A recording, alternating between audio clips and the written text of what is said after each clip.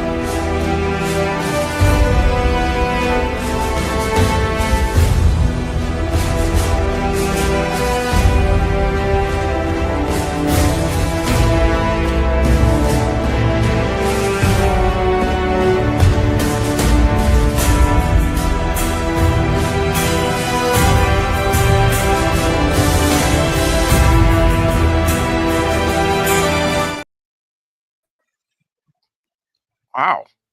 Hell, Shadow. Hey, how you doing? And good to meet you, Pretty Josh. good. Whoops, that was the wrong button. Wow, it's going to be one of those days, Josh. Jeez, this new StreamYard stuff. Let's see. That's not it. Right here we go, and we'll do a little. Ah, there you go. I'll bring Shadow, the dangerous Shadow Hawk, up here with me. All right, so don't I didn't believe me, know how Josh. I I'm was not going that to do dangerous. this, but I'm Batman. I just know you've added to that collection back there. I love that Millennial Falcon back there. You know, Oh yeah, thank you.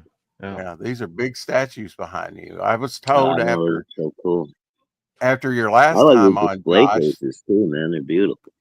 and Oh, Shadowhawk isn't. I mean, isn't Josh a trooper to come back on after getting beat up the first time, right?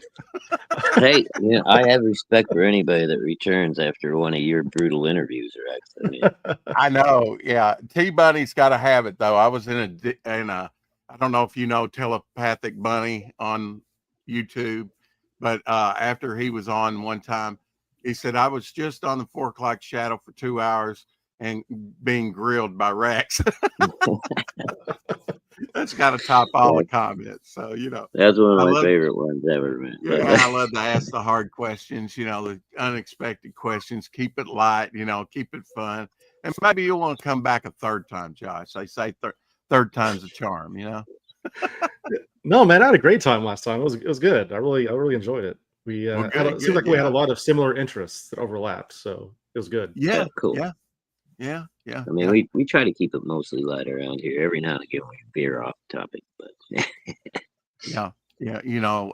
I wish my collection was, you see mine. Mine's just a jumbled mess, and it's that way throughout the whole house. It's like a museum. Uh, you might have a 2 cent item sitting next to a $200 item. It's not yeah, as I'm displayed and totally everything. jealous of your display Well, cases, this dude. is actually the Like, nicest it's part of my kicking. collection. Everything Yeah. around this is like clutter and it's Yeah. yeah. Yeah. Yeah, it's all gonna turn out. We'll find out in like 3 months from now. It's all just a green screen, and Josh has been lying. Well, Yeah, that you could got be a me. possibility, but I Yeah. doubt it. Damn Someone AI. someone told to me, and I won't out who did. It doesn't matter. But he said, "Ooh, Josh Howard, that's a pretty big guy, man. He used to work for Image. Is that true? You worked for Image back in the day? I don't know if we brought that up last time or not. I don't remember if we did, but yeah, I started with a small publisher called Viper when I first started, and then when Data 17 blew up, Image came calling, and so I went over there from like 2008 to 2015. Mm-hmm. So Oh wow, yeah. dude. Yeah. What were you working on over there? Which studio were you with? Oh, just mine, just Data 17, and then Oh, okay. So yeah, by that time they had started doing the whole new image, where basically they're just a bit of marketing and publishing for you, and right. you got the rest is Yeah. on you, right? Josh, do you Okay. consider Image kind of mainstream like Marvel and DC? I mean, it didn't have that, in the early 90s. It was kind of like the rebel with a cause. Right. But now it seems like it's so big, especially with The Walking Dead and Dead at 17 and other things like that, you know, that it's more mainstream, you know, almost like Dark Horse has been around so long, you know. I don't know. Well, What do I you think how do honestly you kind of view it? it's both. It depends on the book. Yes, there are some books that are very mainstream, and then Mhm. but there are some you've never heard of. I mean, it does Hey, it Jason. yeah, it kind of everyone comes in, as starts at zero there, and then Mhm. some people blow up, some people, I had moderate success at best. Um, Yeah. so Well, you know, look at Invincible. It's been huge, you know, right. for Image, I guess, and you need those huge hits, right? I mean, it's like Mhm. RKO Pictures was a small studio in movie making till King Kong and the Depression really brought them, you know, from going under. And you look at all the early John Wayne movies; they were shot at RKO even till the mid '40s, till he went to other studios, you know, and then later created his own, you know. Uh, so you need when you kind of freestyling indie like Dark Horse or Image, it you need those, you know, singles, doubles, triples, everything you know, home runs, every now and then to keep you alive, it seems like, Right. because you don't have the staple uh, of talent, I guess, or really IPs like Image or Marvel that has taken decades, you know, to Yeah. And uh, the thing with Image too, like, yeah, the Image they get you in stores, which is a great boost, mhm. obviously. But Yeah, once you're there, that's though, great. it's still sink or swim on your own. Like they don't go out of their way to market you or promote you. Which Right. I think that part, that's mostly on you, right? I mean, as right? Yeah, far as that the part I was really marketing goes. yeah, I was unprepared for how much because I came from a publisher that did a lot of that for me, and like then I was thought, oh, Image, I'll be set, and then I wasn't. Like it was like, nope, you're on Yeah. your own, you know. Yeah, yeah. So Well, I think that's what a lot of people kind of misunderstand about crowdfunding too. Is, you got to get out there and you got to be making the rounds and talking to people and letting people get to know you. So that when it's time to back a book, they're willing to put some money down on yeah, Yeah, that I've is been the told, hardest part. Josh, that it's not so much in crowdfunding that your IP as it is the man. Do you think that? I mean, is it that because they're investing in you more than maybe the product? And I call it Well, product, and a lot of people right. are offended by that, but that's basically what it is, you know? I mean, that is a side of it that I do not like at all. Is the development of, I guess, the Mhm, social media YouTube age, where like a lot of mhm. people are backing based on a personality and not the actual content of the work. Yeah, Which I'm not a fan of. I'm very much like I'll let my work speak for itself. Like I don't want to yeah, be a person. I don't want to be a personality. If I wanted to be a personality, I would have gone into entertainment and broadcasting or acting. I got into comics to you. make No, comics. and that's not kind of what I meant. I mean, I need to be able to at least get to know you enough on, when you're campaigning and what have you, that I have some trust in you that you're dedicated to what you want to do, and you're doing this for the love of comics and not just to try to make a quick and buck that you're off. Right. trustworthy. I mean, I think a few Yeah, campaigns under your belt, people are going like, you know, recently there was a creator say, you know, on a 30 something dollar campaign, $30,000 campaign that he wasn't going to deliver and he wasn't Right. going to issue refunds. I think that hurts crowdfunding, but through osmosis or whatever. I think that hurts all of us who's doing crowdfunders. What do you think?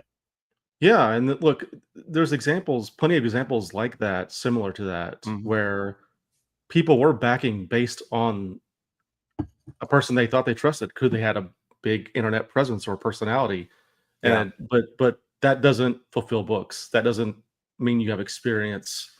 I've been doing this over 20 years, so like, um, yeah.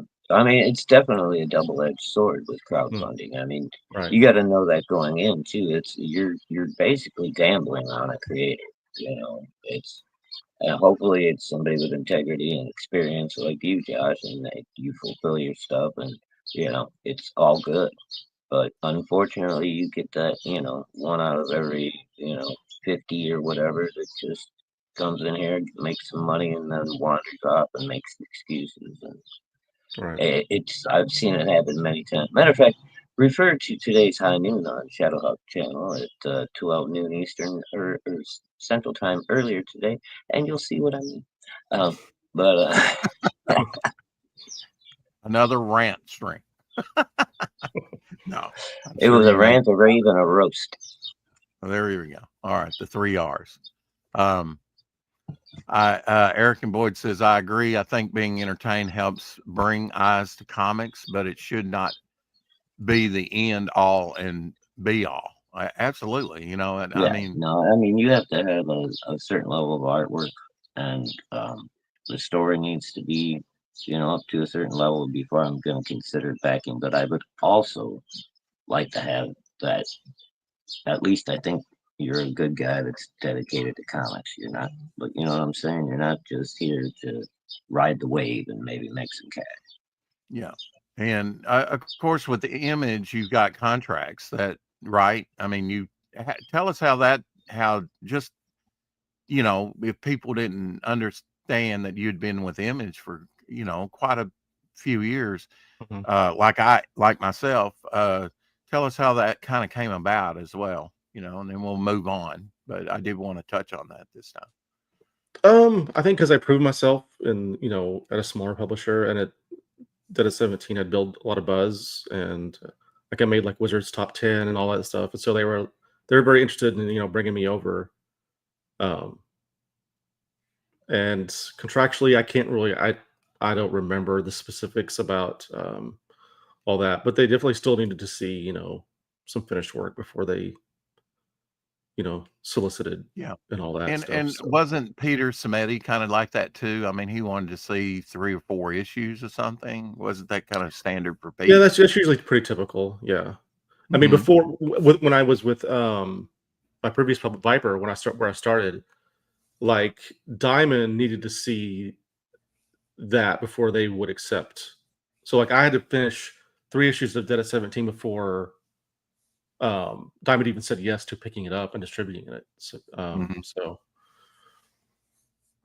Yeah, how key is that now? I mean, Diamond, I'm not even sure. Is Diamond totally liquidated now, or is it limping uh, along, or what? I have no idea, to be honest. I Yeah. think it Do changes you by the think week. that's become less relevant to get in a catalog like that, or is that a big blow to comics, which is kind of niche anyway? It's hard to say. I mean, look, Yeah. I wish the mainstream and the stores were healthier for sure. Like I love Yeah. to be on store shelves. Like Oh, I'd love to absolutely. be, Yeah. because that still gives you. I mean, there are people going into comic shops who are still not going to visit a crowdfunder or any of that. They still want their mainstream 4 or 5 publishers. That's what they're looking at. So, um, but from a creator standpoint, I mean, I've seen it. Like, why have a middleman when I could cut that out and make more money Yeah. doing it on my own? Right. Yeah, I'm seeing by less eyes, but it's financially better for me. So Mhm. it's just it's Right. a give and take. Well, you have a Kickstarter now. Now, what's your history with Kickstarter? How many campaigns have you think you do now over there? I've Roughly. done 5, I think, through Kickstarter, 4 or 5. Do they Um, tally those up on Kickstarter? That's how many campaigns you've done. That kind yeah, of but I've like also builds done trust. right, but I've also done several on Indiegogo as well. So Right. Okay, I was altogether, just I've going done to ask you, have you used Indiegogo as well? well. So the very first campaign I ever did was in 2017. Was for T-Bird and Throttle, and that was at Mhm. Kickstarter. But right after that Oh, one, okay. yeah, right after that, I went over to Indiegogo because it seemed like there was a lot of buzz building at Indiegogo. Um, so I went there and I did the next, let's see, 4, 5, 6, 7 campaigns, something like that at Did Indiegogo. that pan out for you financially? Over At there on first, Indiegogo? at Yeah. first, but So you then the kind of caught audience, that wave of those bigger campaigns and the exposure of Indiegogo, right? right, and then eventually the audience seemed like to just vanish over there. So it's Mhm. like, well, guess I'm going back to Kickstarter. I didn't know how, but so far so good. Well, wasn't that pandemic years? Don't you think it kind of hit crowdfunding took a hit because of that? At the beginning, it was really good. I had my Yeah, probably when one of the everybody best. was getting them stimulus checks, because Mhm. I mean, I didn't need them, and I was just spending them on crowdfunding projects, dude. I did too. I I was would be a buying the rich shit man out of today if I. everything like an idiot. I should have just, held on to that money and done better things with it. But I'm a collector. I like, and I had been out of comics for 18 years. Didn't get back into it until June of 2018, and found EBS. I was always a big Cyberfrog fan from way back in the 90s, and just kind of evolved from there. So, but yeah, I don't do any mainstream anymore, not even Image. Um, although I've heard Image is doing some good things lately, so I might have to change my mind on that. Yeah, you might have to go to the local comic book shop, right? Now, is it your? I've tried, dude. My local comic book shops are not what they used to be, bro. Yeah, yeah, yeah. That's. I mean, they really after the pandemic uh, took a hit. I mean, several of them closed. Of course, the recidivism rate of stores is not very good. Josh, I mean, I don't know if you have a good local comic book shop there. Uh, looks like you do by your collection, but If I've got a decent one, and I've got one that's been around for a long time that's not so good. It's okay. They both carry different things. Well, The to be one, honest, I haven't stepped foot in a comic shop in like 15 years. how So dare you? Another excuse for me to kick him, folks. No, you're the show. Are you crazy? I'm not going to do that. Josh, I don't blame you, man. I've been very disappointed the last few times I went. I did find one recently that's fairly new, and apparently it's kind of an old guy like me and his daughter that are running the place, and it has that old school comic book feel to it. So I've been a loyal customer there for, off and on when I buy. I don't buy books. I buy supplies, bags and boards and stuff like that from them. Um, figures if they've got, a figure I'm looking for. But that's about it right at this point. Josh, I personally have never been described as a low key person. You seem to be a little low key. Is that kind of how you would describe yourself? yeah, probably. Are you more of an introvert or are you an extrovert? I'm definitely an introvert. Are you? Yeah, I think Yes. artists have that side of them. I definitely do. There may be, if I didn't have my dog here, there'd be days I probably wouldn't even say a word, you know. Uh, Mhm. so this kind of gets me out there a little bit more, a daily show. Um, it definitely is a commitment. You have to build your life around it. A lot of Mhm. people have tried dailies, and I freely admit we're not always interesting, but we're here. You know, And if I and have to, I I just get think, Rex riled up and I'll get him talking. yeah, yeah. Don't do it today. Don't do it today. See, we have fun. That's part of my, I guess, sanguine personality, whatever label you want to stick on me. I want to have fun, or I don't want to do it. You know, and I've been at the same job for Vector for like 13 years now, and I never thought I would have one of those jobs where it's like, yeah, I'd like to stay till I retire. You know, Mhm. uh, and I'm out there by myself. I'm my own boss. I make my own decisions, and I kind of like that. It's not Yeah. all jobs are like that. Set me to work, leave me to do it. I'll do you a good job. Just don't micromanage me. Right. Have you ever dealt with that in your career? You're talking about with comics work or just Yeah, with regular? comics or anything Um, else. Yeah. I've been like, I mean, I've basically charted my own path. Like I've trying to think. There's really one major time in my career where I was working with because I back around 2005 or 2006, DC hired me um, to do some work for them, but it was nothing of their mainstream. It was they started a new imprint. Probably no one remembers this, but their Vertigo editor started a second imprint called Minx. Very short lived, but it was aimed Mhm. at like a teen audience, like teen girls specifically. Yeah. And they had hired me, and I pitched a bunch of stuff. They bought a couple ideas from me, Like I started developing them, and then they put me on someone else's book, and like, but I was working there with them for a few years, just on different things. But a lot of it really never saw the light of day. Um, so, but What that's the only time where I've been really like was micromanaged and like, you can't do this, you have to do this. We want this now, change this. Most of the rest of the stuff, everything else I've done has been very my own stuff. So I noticed, I was grinning ear to ear when I saw one of your covers on another campaign. So uh-huh. you do take the occasional uh, other job for friends or colleagues. Right. Can you tell us some of the stuff that was not your IP that you've done that with? Is that something new that you did for just this campaign, or have you done it Oh, in the no, past? I've always done covers for people who asked, or friends or whatever. As far as like other IPs though, I worked on a Ghostbusters book for IDW at one point. Mhm. Um, I don't know if you've heard of Monster High, the Yeah. dolls. I Oh my worked God, my daughter used to love them. Monster High, yeah, Yeah, I did. my I did the first graphic novel for that.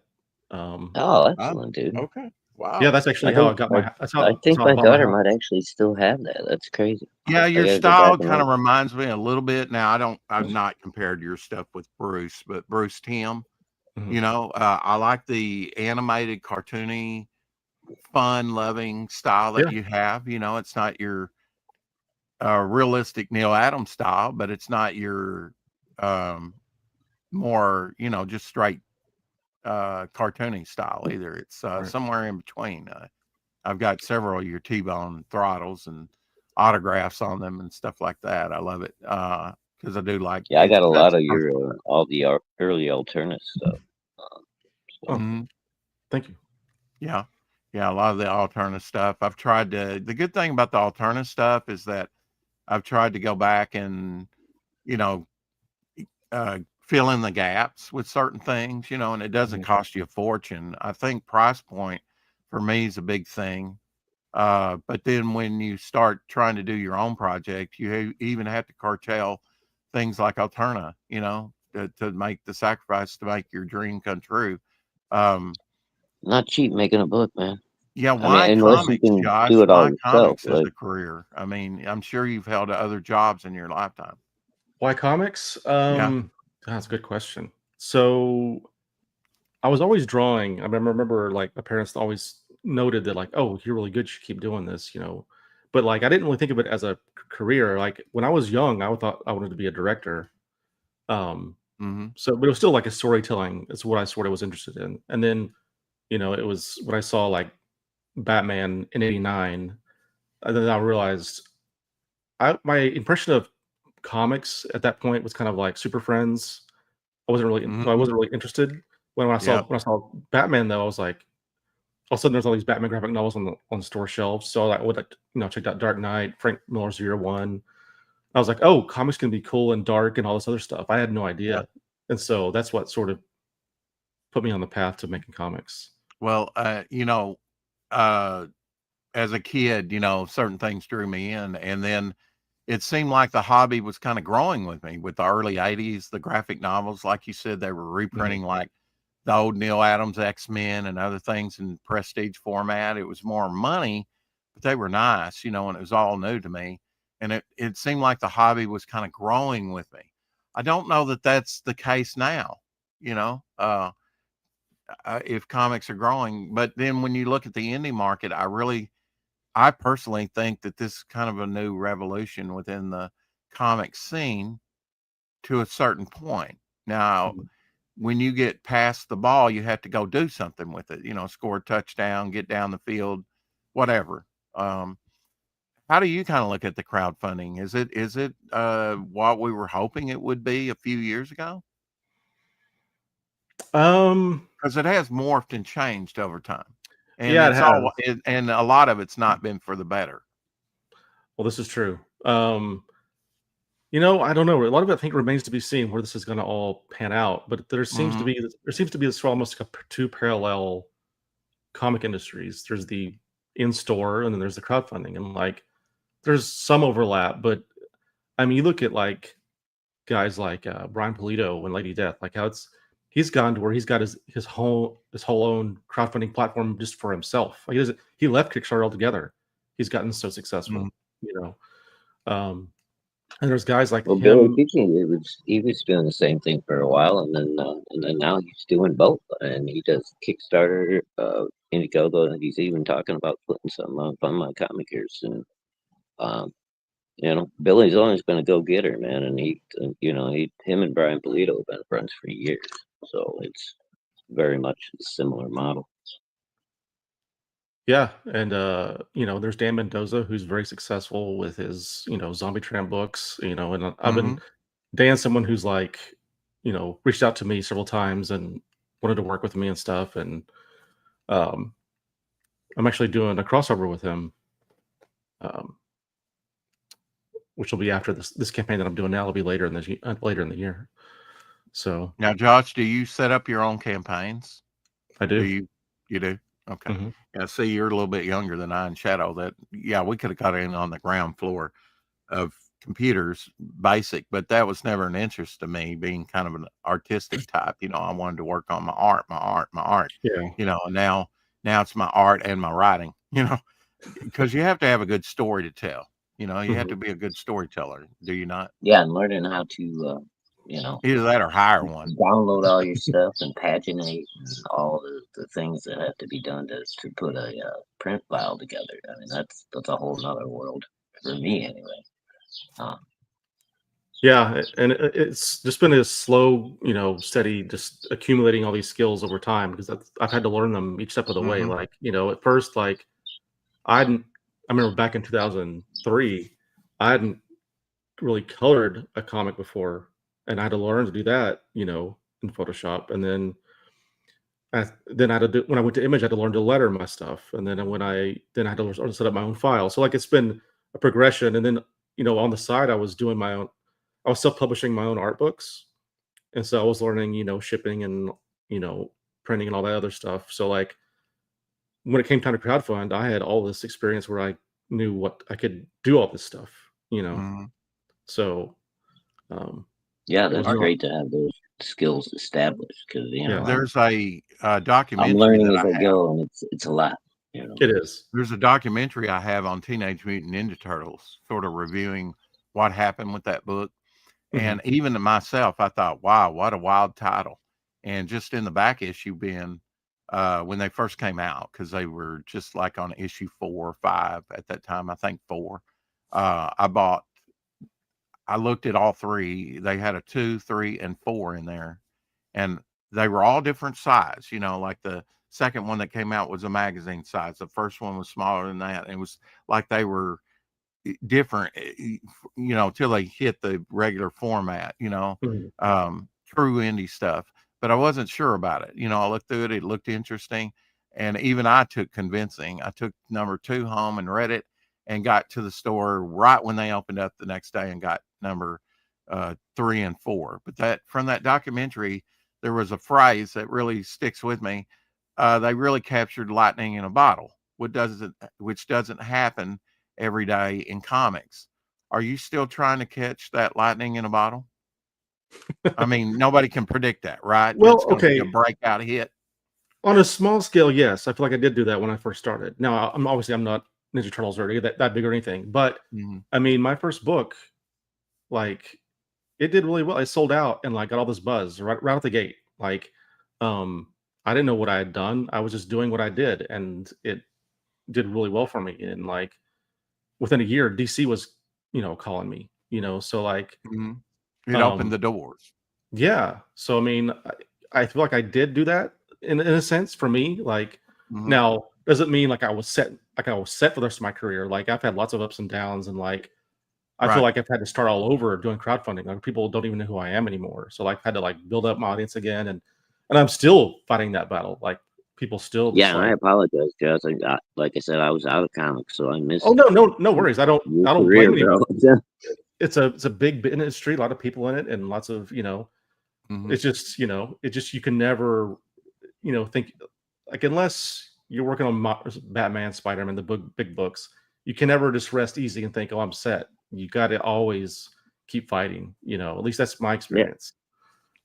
So, Carrie asked a Josh, question. to Go kind ahead. of stop Rex from grilling you for a minute and maybe give folks a chance to get familiar with your stuff. You got any kind of like a video or trailer or anything you can show us to show off your art? Well, I can bring his campaign up, There or you Josh go. can do it, and it may even run better than on my system. Yeah, it probably will instead of choppy ass theater. Yeah. Carrie asked you a question. Josh, have you ever wanted to write your own novelette alongside creating comics? I have written a novel actually a couple of Okay. years ago. Oh, sweet. Yeah, it's Dead at 17. It's based on the comic. It's like a new take Oh, on wow. it. So, yeah. Okay, Well, cool. my next project is going to be a cash grab, and I don't make any.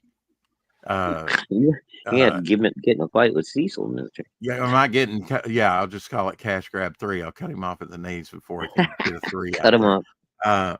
The unseen art of John Buscema. I've collected, a lot of John Buscema in the past, and another friend of mine who's out there, LZ Walter Danley, in the chat, and it's a pure cash thing for me. The work's there, and I would like to have it all in one book form, and sell the originals perhaps if I want to, but still have it in a book. And I think there'd be a lot of interest in John Buscema.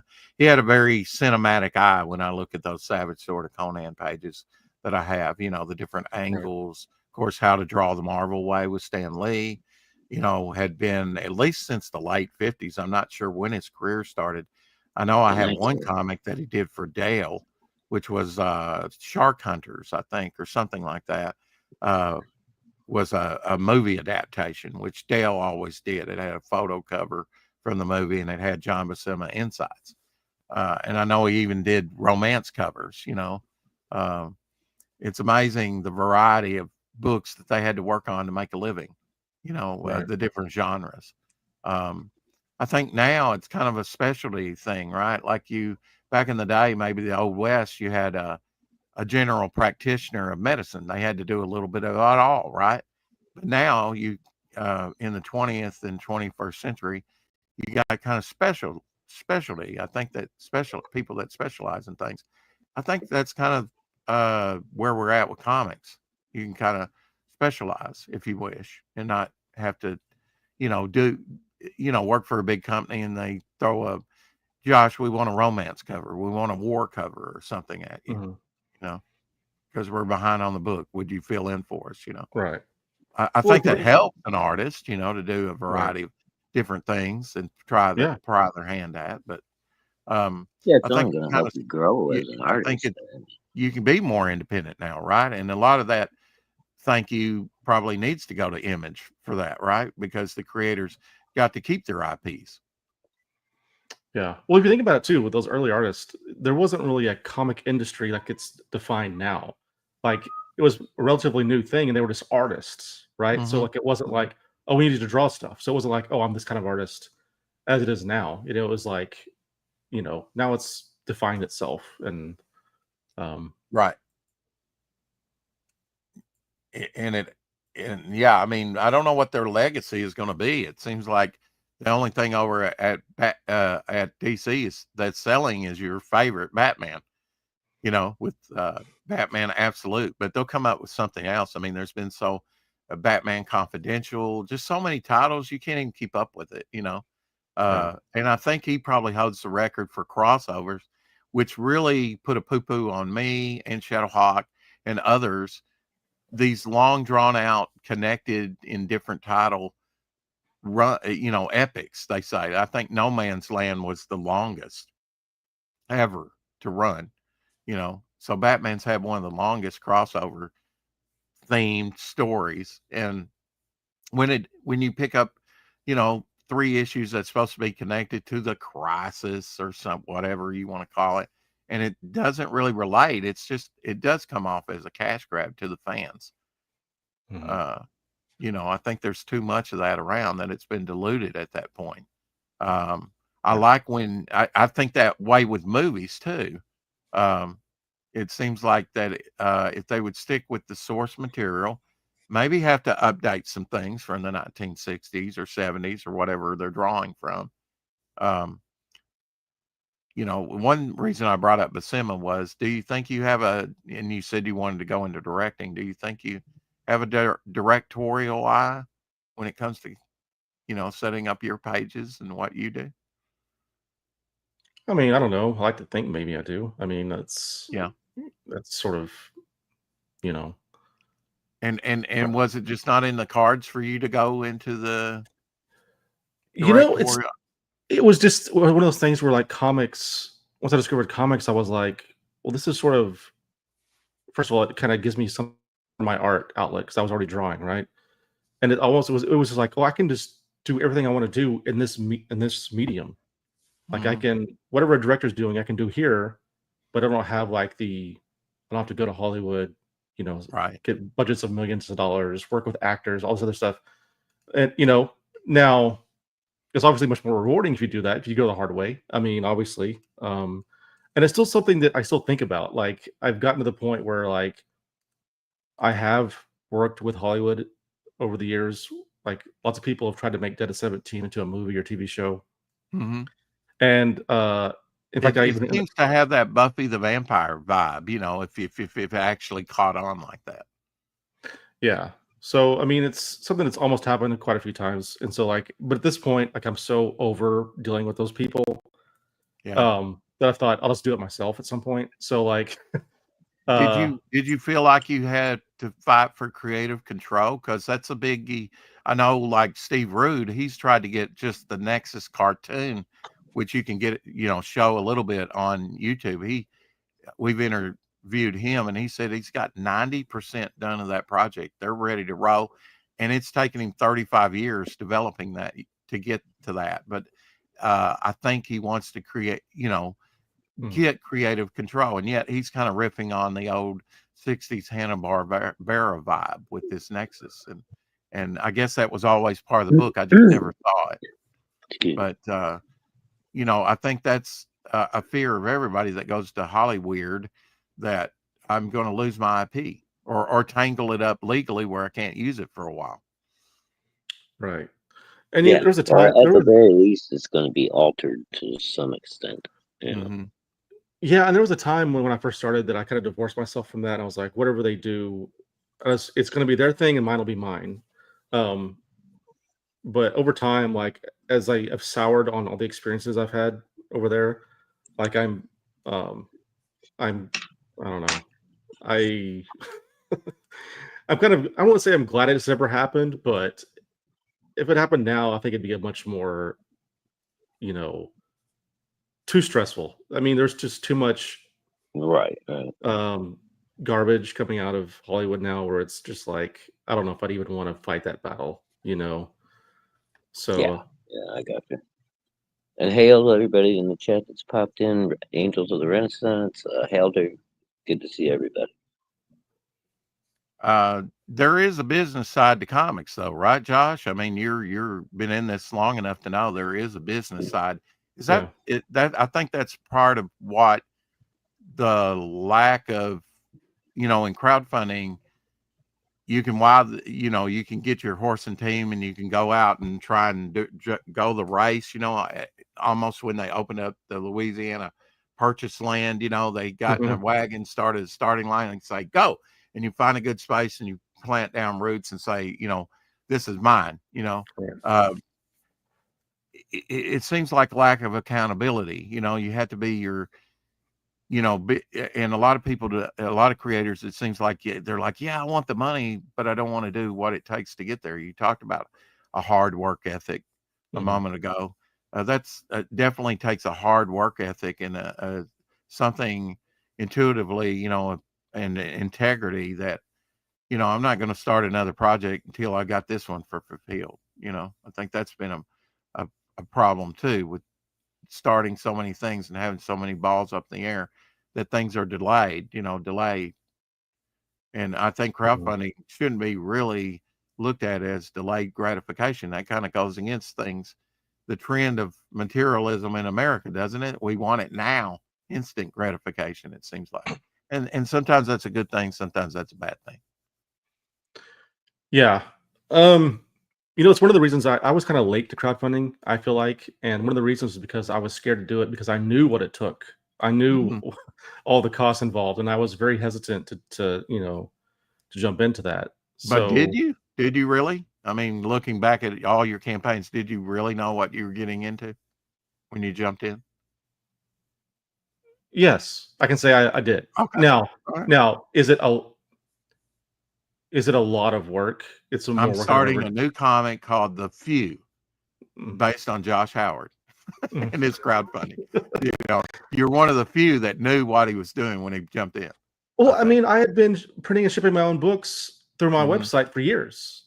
Now crowdfunding is a bigger scale, more customers. Yes, that part is so everything's exponential. But I had been doing it, so I mean, Yeah. I knew how to get use printers and what postage ran. I knew all that stuff. So that's why I was so hesitant to do it. Because I knew I'd be biting off a lot. Well, you being a creative, I being a creative, and I think Shadowhawk too, being a creative, there is that business side that a lot of creatives just don't seem to handle well. Well, I get it. I don't like it either. Like I wish I could. Yeah, it's I, the non-fun part of the job. Look, I wish Yeah, I could sit here and really. just draw and write all day, Yeah. and like Yeah. Exactly. like that having to fulfill books and do all that stuff. I could do another 2 or 3 books a year if it wasn't for that, So it does. Now, I know some people use fulfillment services and all that stuff. I don't Mhm. but they check takes a big chunk of your money, So I don't know if it's just always weighing if I'm quite big enough do I feel comfortable doing that, where I'm Right. at, I just feel like I'm just kind of like, I don't But know. don't you get some satisfaction? I think every creator should package their book up once. I Yeah. got some on my ash can. I got a lot of satisfaction. Satisfied. I can't say the word now. Satisfaction. I'm satisfied. Okay, I Yeah. was satisfied with doing that. Making every individual. It's like sending presents out. It's work. Yeah, it's and to send things where they're waterproof and safety and everything. But it's you get a pride, I guess, in seeing your product to the finish line. Yeah, and completing a project and sending it out to your customers. I mean, Yeah. it's got to be a great moment. Yeah, Right. and I think most people are like this, Josh. Man, I really dread going into work, but once you get there, it all seems to come back to you, and you don't mind it, and you're like, wow, Mhm. it's already 3 o'clock, time to go home, or whatever time. I Yep. think it's kind of dread of the unknown. What's going to happen today at work? Um, Right. Nobody likes to go to work, but usually once they get into the routine of it, it's not that bad. And hopefully you got coworkers that kind of make it a little easier and a little fun. You know, Yeah. not all jobs are like that though. I found one of the hardest parts of it is, look, especially if you're doing all yourself, you're gonna make mistakes. I make mistakes every campaign. I'll miss a book that I'll leave out a book that someone ordered, or I'll send the wrong thing, or I always make a few mistakes every time. And I hate it. It makes me feel really terrible. But I always do Yeah. whatever I can to correct it. And usually people are Mhm. very understanding. I've never had someone who was really a jerk about it. Everyone's been Mhm. really cool. But I always feel bad because it's like their experience was a negative one. Like, even though I may have gotten all 300 other backers a-okay, that one guy, as far as he's concerned, it was tainted, right? Because Right. so that's But unfortunate. at the same time, Josh, you got to realize you're going to have people that back you. You accidentally send them an extra book, they're not going to mention it. They're not going to thank you or anything. Mhm. I Some recent do though. I Some do. I Some go, recently got sent a bundle from Mike Barron, all Like a hardback, retailer bundle. hand Yeah. signed and numbered, 4 of them, and I only ordered 1. I immediately contacted Mike and I said, "Can I keep 1 out of the package and send the rest of them back to you?" And he was like, "Yep, here's my address." And you're not the only one, Shadowhawk. I heard another one I was on another panel and they said Mike Barron sent me extra books, or not him, but whoever was fulfilling, and they had to send the other back, and I think they said, well, we'll give you a coupon or something. I don't know. They kind of comped him for, I'm not at liberty to say what Mike was going to do for me. That's right. between him and I. but he got his book. Well, he didn't back, draw you and, anything because he's a writer, but exactly. I'm not yeah, getting a commission from him. That's for sure. yeah. So, Well, I was glad. but Mike's a Can great you guy, tell and us? I would feel horrible if I would have just, said nothing and kept those books. The piece of Oh, shit thing to do. absolutely. It's a matter of conscience. You don't want to. It's and being having that integrity and being honest, and Exactly. not everybody within the field of comics is like that, right? There are some creators that are downright grating, but I try and take everybody on an individual basis. Like Josh, he hacks me off. Look at that collection back there, but I still love him. He's so organized. How can a creator be so organized? Of course, that's you're just seeing what I want to show you. You're just seeing what I want to show you. Yeah. No. If he took us a tour of the house, maybe it'd look more like mine. If you saw my desk, everything around this, it's Uh-huh. like a bomb went off. Yeah. Well, now you're married, right, Josh? So you have to kind of keep your reins on your collection, right? And not let it I have a interfere very with the limited rest space. of the family. Yeah, I have a very limited space to go wild. Yeah. So, Yeah. Right. Well, it looks like you've done your best to go wild. yes, sir. Yeah. Yeah. Yeah. Spend some of that fruit of your labor, Yeah. This is my vice, collecting plastic. So yeah. yeah. Yeah, I'm not so big on the action figures and things, although they're cool. I mean, to me, they take secondary over comics. Myself, although I'll get little stuff that's inexpensive. I've got Marvel Legends and even Hot Wheels or Matchbox, different things. I've dealt with Pez, made Pez, and plan to do a Devil Flyer Pez on my next campaign. Oh, that's awesome. After the Buscema book. But yeah, I mean, I'm trying to be different and reflect my personality. I will have nothing to do with mayonnaise. They are correct out in the chat. Mayonnaise is my kryptonite. I do not like anything around mayonnaise. I become weakened and I start to turn green, or maybe even more lily white than I am. They call me the great albino around here. But at If least you get any whiter, you're going to be see-through, Rex. I'm going to be transparent, right? I've never heard the word tan. I cannot tan. I turn red and blistered, and that's all we seem. It's like the elusive snipe that you go. But enough about me. And I'm told that runs in my family. My sister is the same way. I don't know if you knew, but my sister contacted me. In fact, we're coming up on the 30th, June 30th. She contacted me and said, "Hi, I'm your sister," because I was adopted. Shadowhawk's adopted, and just out of the blue, 58 years old, she contacts me, and the way she found me was through my daughter's DNA, from Ancestry.com. Wow. And we've reconnected, and actually met once. And I talk to her on the phone when I can, That's crazy. That's awesome. Daily, Yeah, but you guys got to hang out for a nice weekend and stuff, and went and had some dinner. She did all the buying, so it was great. I said, well, I want to do all the things that we haven't done as a kid. I want to go buy a pizza. I want to let's go watch a movie. Let's watch a TV show together. Let's things like that.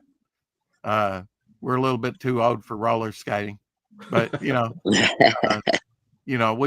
just had a fun little weekend. You didn't go out and jump some garbage cans with your BMX bike, right? Or we didn't tip cows either.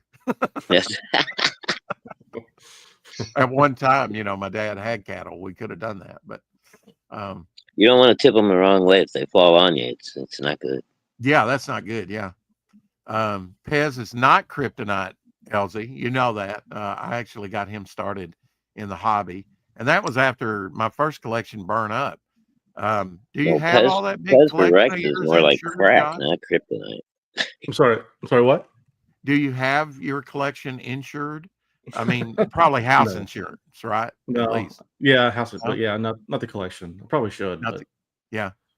Well, I mean, you hear these horror stories, and Shadowhawk doesn't like me to bring it up, but yeah, my first collection, and actually it was arson, so it was preventable. But the guy burned his Dude, own I heard that complex down. my Uh, shit's covered if something ever happens. I've got home insurance, and I for it's like an extra $3-4 a month. I just yeah. gave them an estimate of my comic collection. They didn't come to look at it or anything. I sent them some pictures, and they for an extra $3-4 a month, all my comics and shit are insured. So Well, I mean, wow, that's cool because they only the only thing that I could get now. I didn't have mine insured, but and I don't know if house insurance would actually carry it or if you'd have to specifically, and I recently went to Atlanta back in April, and this guy had a shoe collection of like 800 shoes.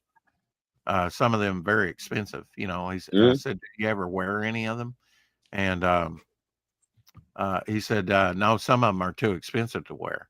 So he's into sort of shoe collecting. Don't ask me why, but he's out there in Vegas, where that's probably pretty prestigious. To have mm. a pair of Michael Jordan's shoes that he wore or something. I don't know, but I You'd said, be "Well, how much surprised. do you think Like your collection is worth?" And he said, "That's an interesting question." The insurance company asked me that recently, and probably about $250,000 worth of shoes. That's kind Wow. of a damn, wild collection. it's a lot of shoot. That's a lot of foot odor if they've been worn. Well, I think it started with like the skateboard guys and stuff because they used to like get free shoes from their contracts with different companies, and they would just Right. hold on to them and then sign them and resell them, and it became this big collector's market. And then well, I think of course Jordans were probably just as popular, um, but yeah, it's crazy. Now you've got an active campaign. Is this the only one that's running for you currently on the one of the Kickstarter? Yes. Yeah, your Mhm. link tree is I've got to get a link tree, account and whatnot. It's great that you can go to one site, and I know Mike Barron's link tree, it tallies, with Leviathan that he wrote recently, which was a crossover between fictional characters of Captain Nemo and Sherlock Holmes. He You could go in there and see his Fund My Comic, his Indiegogo, and his Kickstarter, what they had done collectively and individually from his link tree. It's pretty Oh cool wow. Huh. that he had all that information in one spot. So you how long have you got? You don't have long on this. 7 days, I think. 7 days. So you're down. Yeah. Okay, that's at seven there. So Yeah. 338 backers, $19,948. If anybody likes to do Kickstarter, uh, go support this. Definitely. I mean, it would be great to hit the 20,000 mark, of course. Tell us a Yes. little bit about your property. This is not a new IP. Dead at 17. Tell us about this. It's not, but this is basically a reboot. I'm starting over. The previous series ran for 7 volumes, ended at Image. I thought that was the end, so I walked away. I was going to do some other things, but since ending it back in 2015, like I said, like I had some people from Hollywood want to make a short film, so I did a short film. Then it Mhm. led to me writing the novel, and then that led to me writing a screenplay. So even though I'd ended work on Dead at 17, I continued to work on it behind the scenes, doing all this other stuff. So I'd accumulated all these new ideas that ultimately didn't go really anywhere. And so I was like kind of reinvigorated to do the comic. Like I could bring it back and do some, like I said, I had these new ideas.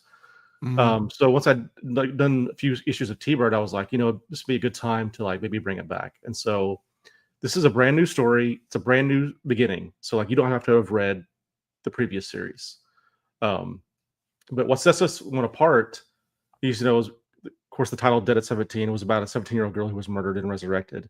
What sets this one apart though is that is an event that happened in the past. So she is that was 20 years earlier. So now she's like in her late 30s, and you're kind of catching up with what has happened to her in her past.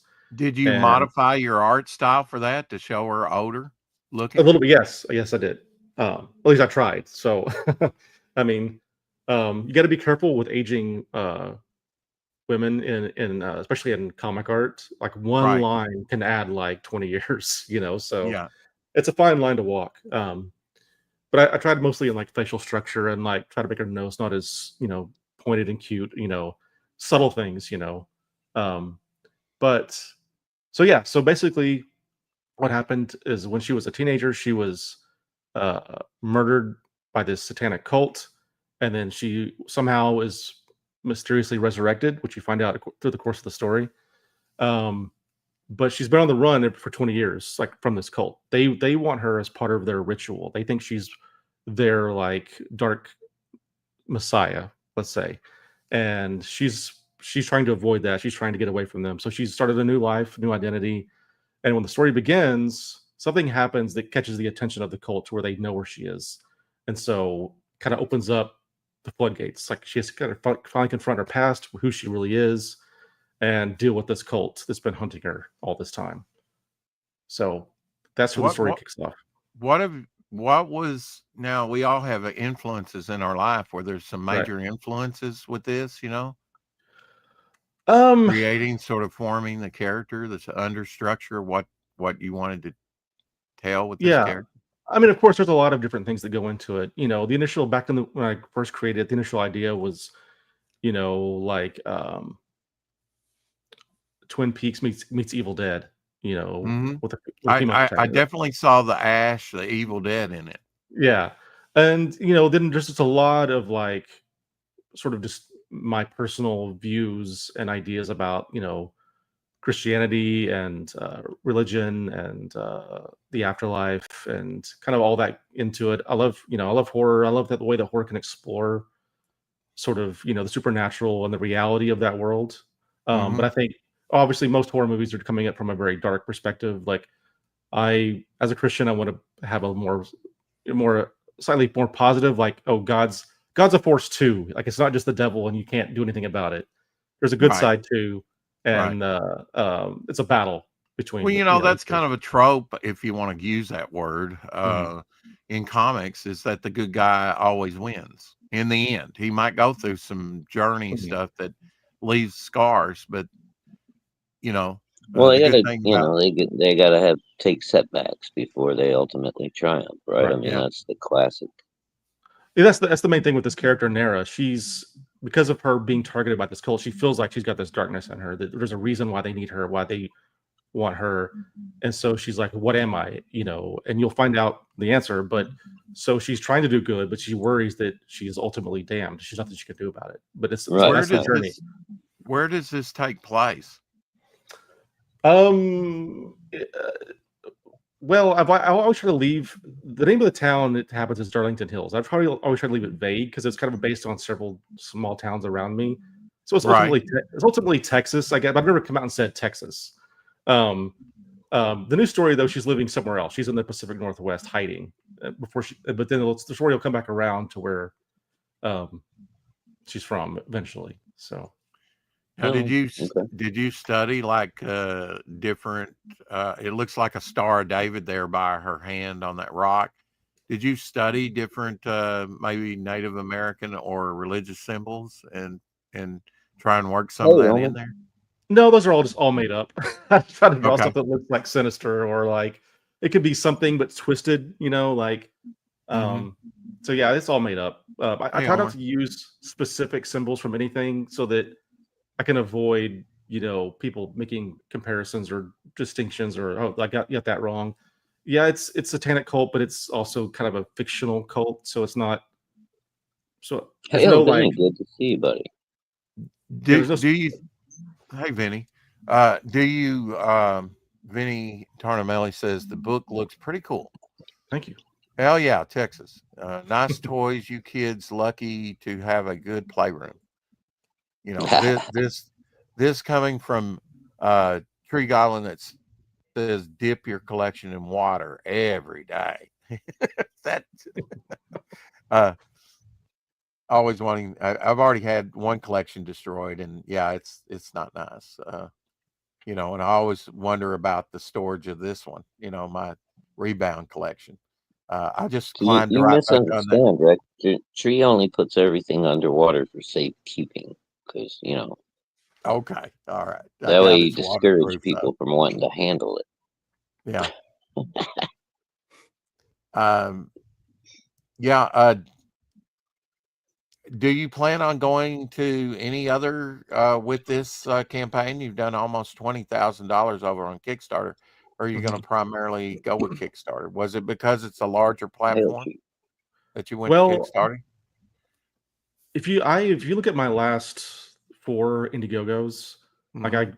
you compare all the information for them, it's a sharp decline each time. Like the people just from that platform, at least that were supporting me, all disappeared.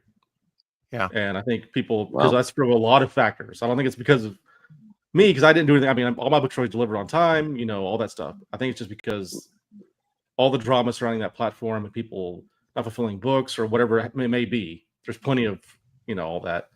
I think that at least from my what I can see, the people have left that platform. So like I didn't have a choice. I had to find something else to support myself, So Have you I mean, ever considered going to Fund My Comic? I had to throw that out there because I'm over on Fund My Comic. yeah, of course I've considered it, But so what happened is last year, before I started this new Dead of 17 reboot, I did a Dead of 17 special, 20th anniversary special.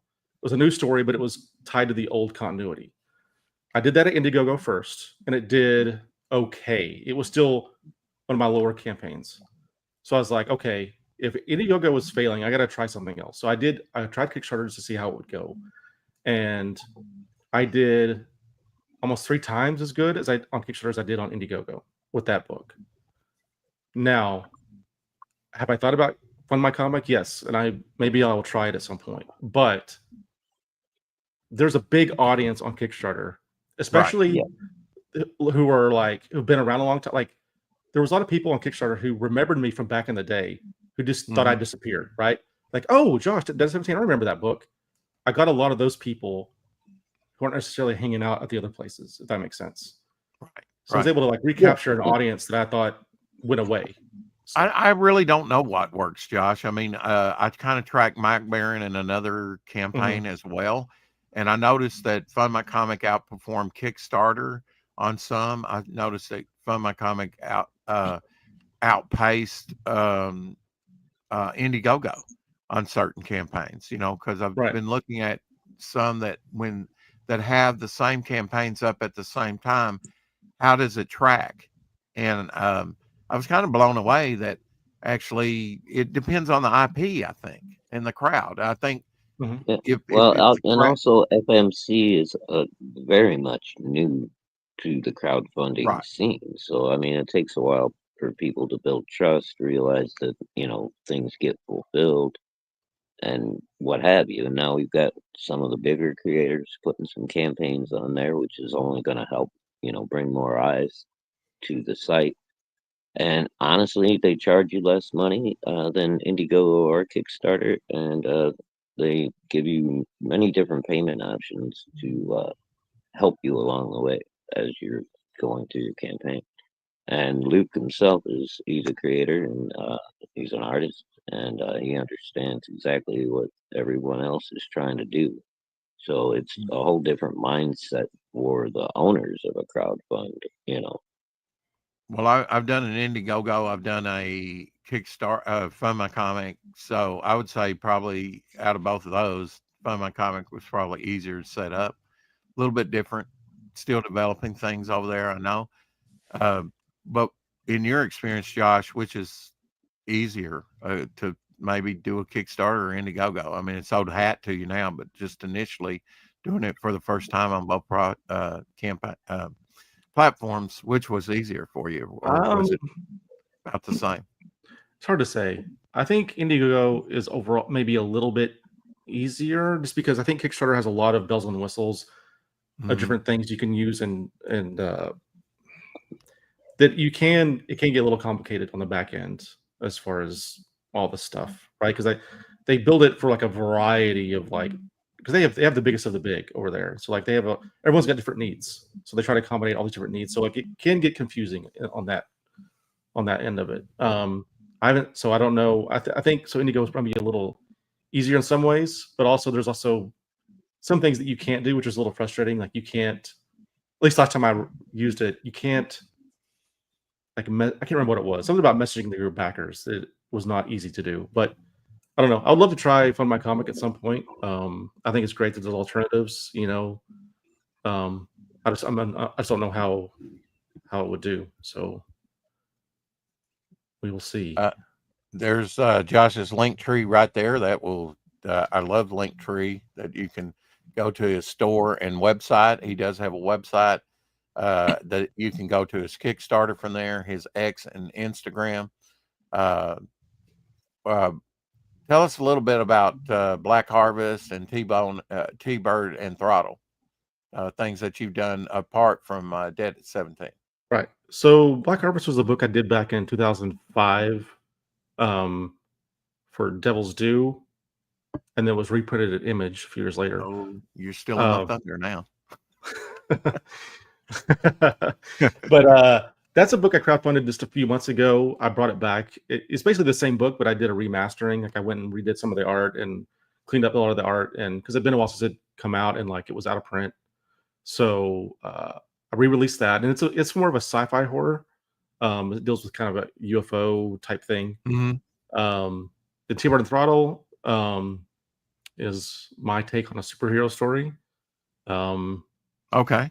Yeah. Is there a little of that Fast and Furious in there? It seems like maybe. Not at all. It's Not purely where the name comes from is because the premise of the story is that he was an astronaut who finds this alien, what they call an engine on the moon from a crashed ship. So they call it an engine, but it bonds with him like in his chest.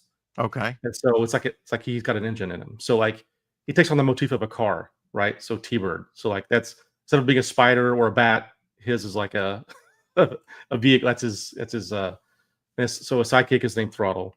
So he's got, the engine can create like these like they look like kind of like, they look like a car exhaust, like, but it's they're like they help him fly or whatever. So he's got a car motif, but it's really not about cars or racing or anything. It's just happens to be the name he took.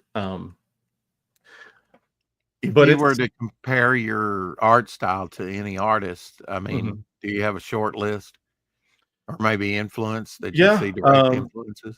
Yeah, I mean, there's some that I mentioned Bruce Timm. Bruce Timm's a big one. Art Adams, Eric Larson, Frank Miller, Jack Kirby, of course, all the greats, obviously. That's why I asked you about Buscema, because he could do those angles, and cinematic angles. Well, Bernie Wrightson could do that, Yeah. There's a great scene from Swamp Thing #1 where you're looking at the underbelly of the car and you're looking at the villain, off in the background, but he puts that camera angle right under the car. Right. Yeah. I think that adds dramatic, you do that in film too, right? You sort of an odd view, a worm's eye view or a bird's eye view of a scene. Right. Yeah. To add a dynamic effect to it, right? From panel to panel. Yeah, and those old artists were masters of that. They were very skilled, Have we lost that, Josh, or is it just of course we have. Well, because they were artists who were trained just to do art. Like now, they weren't reading comic books to get their influences, right? It was everything else. Like, now people are making comics who all they've read is comics, and I'm not faulting them that. I mean, it's its own whole genre now, right? Well, I mean, those old artists, they grew up with the advent of TV, of radio, TV, movies, and then from black and white to color. I'm old enough to remember that. Although I was very young, it was, they were like the Invaders in color, the Fugitive in color. Some of them didn't advertise it, like Star Trek. Fortunately, the original Star Trek was done in all color. Technicolor, I think, but so some of them were very innovative at the very beginning. They were like, color sells, and it's going to sell. It may not be selling now, but it will in the future. I can't imagine a black and white Star Trek. That would be different, wouldn't it? I can imagine it, but but it wouldn't be as. And I think that certain genres like noir, almost need black and white and grayscale. Well, I will say this about Star Trek though, even though it's sort of like you said, the beginning of the color. So there's a lot of color in the original series, right? Mhm. That was never their focus. They were still told, like, the stories they told could have been told in black and white. Like, they told, for the most part, they told very serious, thoughtful stories. Yeah, they had some like silly ones there here and there, but like, so they never let that get in the way of telling their stories. Like, you had so like, it's not like it was Batman 66, even though I love Batman 66. Like, it was Right. very like over the top and silly, you know. So Biff, Bam, pow. Yeah, it was never. yeah, And then we went back to that with like movies like Dick Tracy in the early '90s. right. I mean, certain ones have went for the camp factor, campy, right? Well, look how There's quickly nothing wrong Batman. with that. Yeah, look how quickly the Batman movies from that time went campy. I mean, you take from Batman '89 to Returns has a little bit of camp in it, right? And then by the time Batman Forever and Batman Robin, it's like off the charts. Hey, You Sus know? Marumba, this town needs an enema. Yeah, yeah. And where is the Batman? But I can appreciate that, but I can also appreciate the Heath Ledger Joker that's more Yeah. edgy. Well, the great thing about Batman, in my opinion, is that you can reinterpret the core concept is so strong, Mhm. and the villains that you can reinterpret it over and over in different ways, and it still retains its power. That's why I don't get bent out of shape when there's a new version, because that's what's great about Batman is that it allows this interpretation to, like, you can have 66, you can have Burton's, you can have Christopher Nolan's, and they're all good in their own way. One doesn't invalidate the other, in my opinion. Your main character from Dead at 17, what's her name? Nara. Nara. Okay. Yes. Does she Nara nothing else? Nara Kilday. Nara Kilday. Yes. Is there any hidden meaning in that, considering that No. she's back from the dead? No, yeah, it's supposed to have a visceral sound, like, it's supposed to sound comic booky, like, her name, it Like has, Bruce Banner, Peter Parker, J. Jonah Jameson. yeah. Well, Yeah, maybe. even I don't know. in my T-Bird book, his name is Mitch Maddox. It definitely took from, I had to do the alliteration like everyone else from it's just part of comic language, Yeah. I don't know if we talked about if you had a comic book collection. I'm sure you do, right? I do. The thing is, like, once I started making comics, I really kind of stopped buying comics for the most part. It was once I was like part of it, it kind of lost the magic. Not everything that came before me. Like, I still love all that stuff, but everything came after me. It was a little hard for me to get into and stuff. So whenever I buy stuff now, it's usually like older collections of stuff. Um, like one of my favorite things that I have is the whole entire hardcover Dick Tracy collection that IDW put out. Like, I got all those. Most recently, I got the Transformers G.I. Joe omnibuses of the Marvel stuff from the 80s. Yeah, I mean, I love the older stuff. I don't read a lot of the newer, unfortunately. But have you seen Tom Scully's work, where he's got like maybe 19 panels per page? no, Like he did GoBots. He might have did some stuff with Transformers. I know they had some like G.I. Joe. I think G.I. Joe and Transformer crossovers that he at least did covers. okay, He probably did the insides too. right, okay. He's kind of got like I would say an underground, you Mhm. know.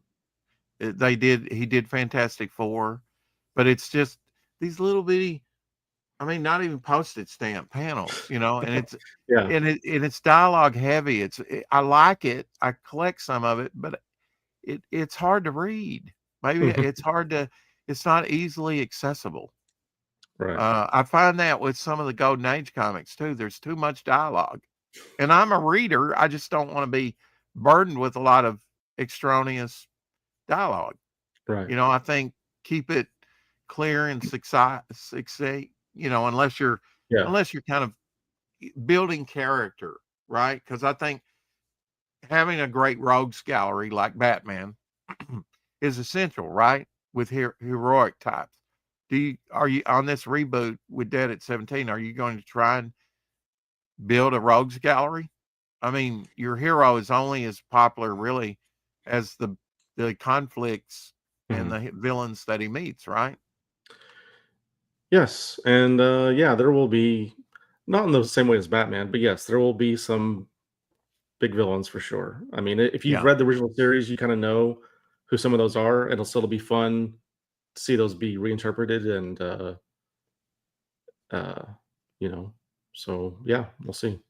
Elsie says, got a cool Batman figure for you, Josh, that I'm assuming he's going to give you. He says, ask Rex. Yeah, I'll give you. Yeah, I wanted to get your address anyway because I wanted to give you a copy of Devil Flyer when it comes out and make you a charter member, an Okay, honorary that'd be great. charter member Okay, of great. the Devil Flyer fan club, and that entitles you to free stuff from now on.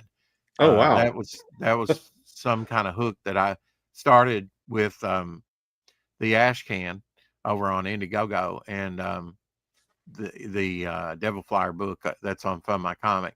I comp some because I'm editor in chief. I'm the boss. I can do that. I can give Yeah. away my comics if I want to. Don't hate me for it. So I'm going to give you if you get me an address, Josh, then I'll pass that on to LZ too, and he can send you that cool Batman figure, if that's what he's saying. But I'll make you an honorary member, and that means you get free stuff. Because I Oh, want to make comics fun again. Like back in the day, you had serial premiums, you had premiums that you could order off on the radio, or like decoder rings and badges and patches and things like that. I think that's cool, yeah. especially in the 3D printing. Have you ever had anything 3D printed? I have not, but I'd like to. Yeah. Keith Gleason, one of your old alumni from Yeah. Alterna, he's doing those breakfast brawler characters, and they look awesome, all 3D printed. I don't know Oh, if that's you've cool. seen his latest campaign, I but have not.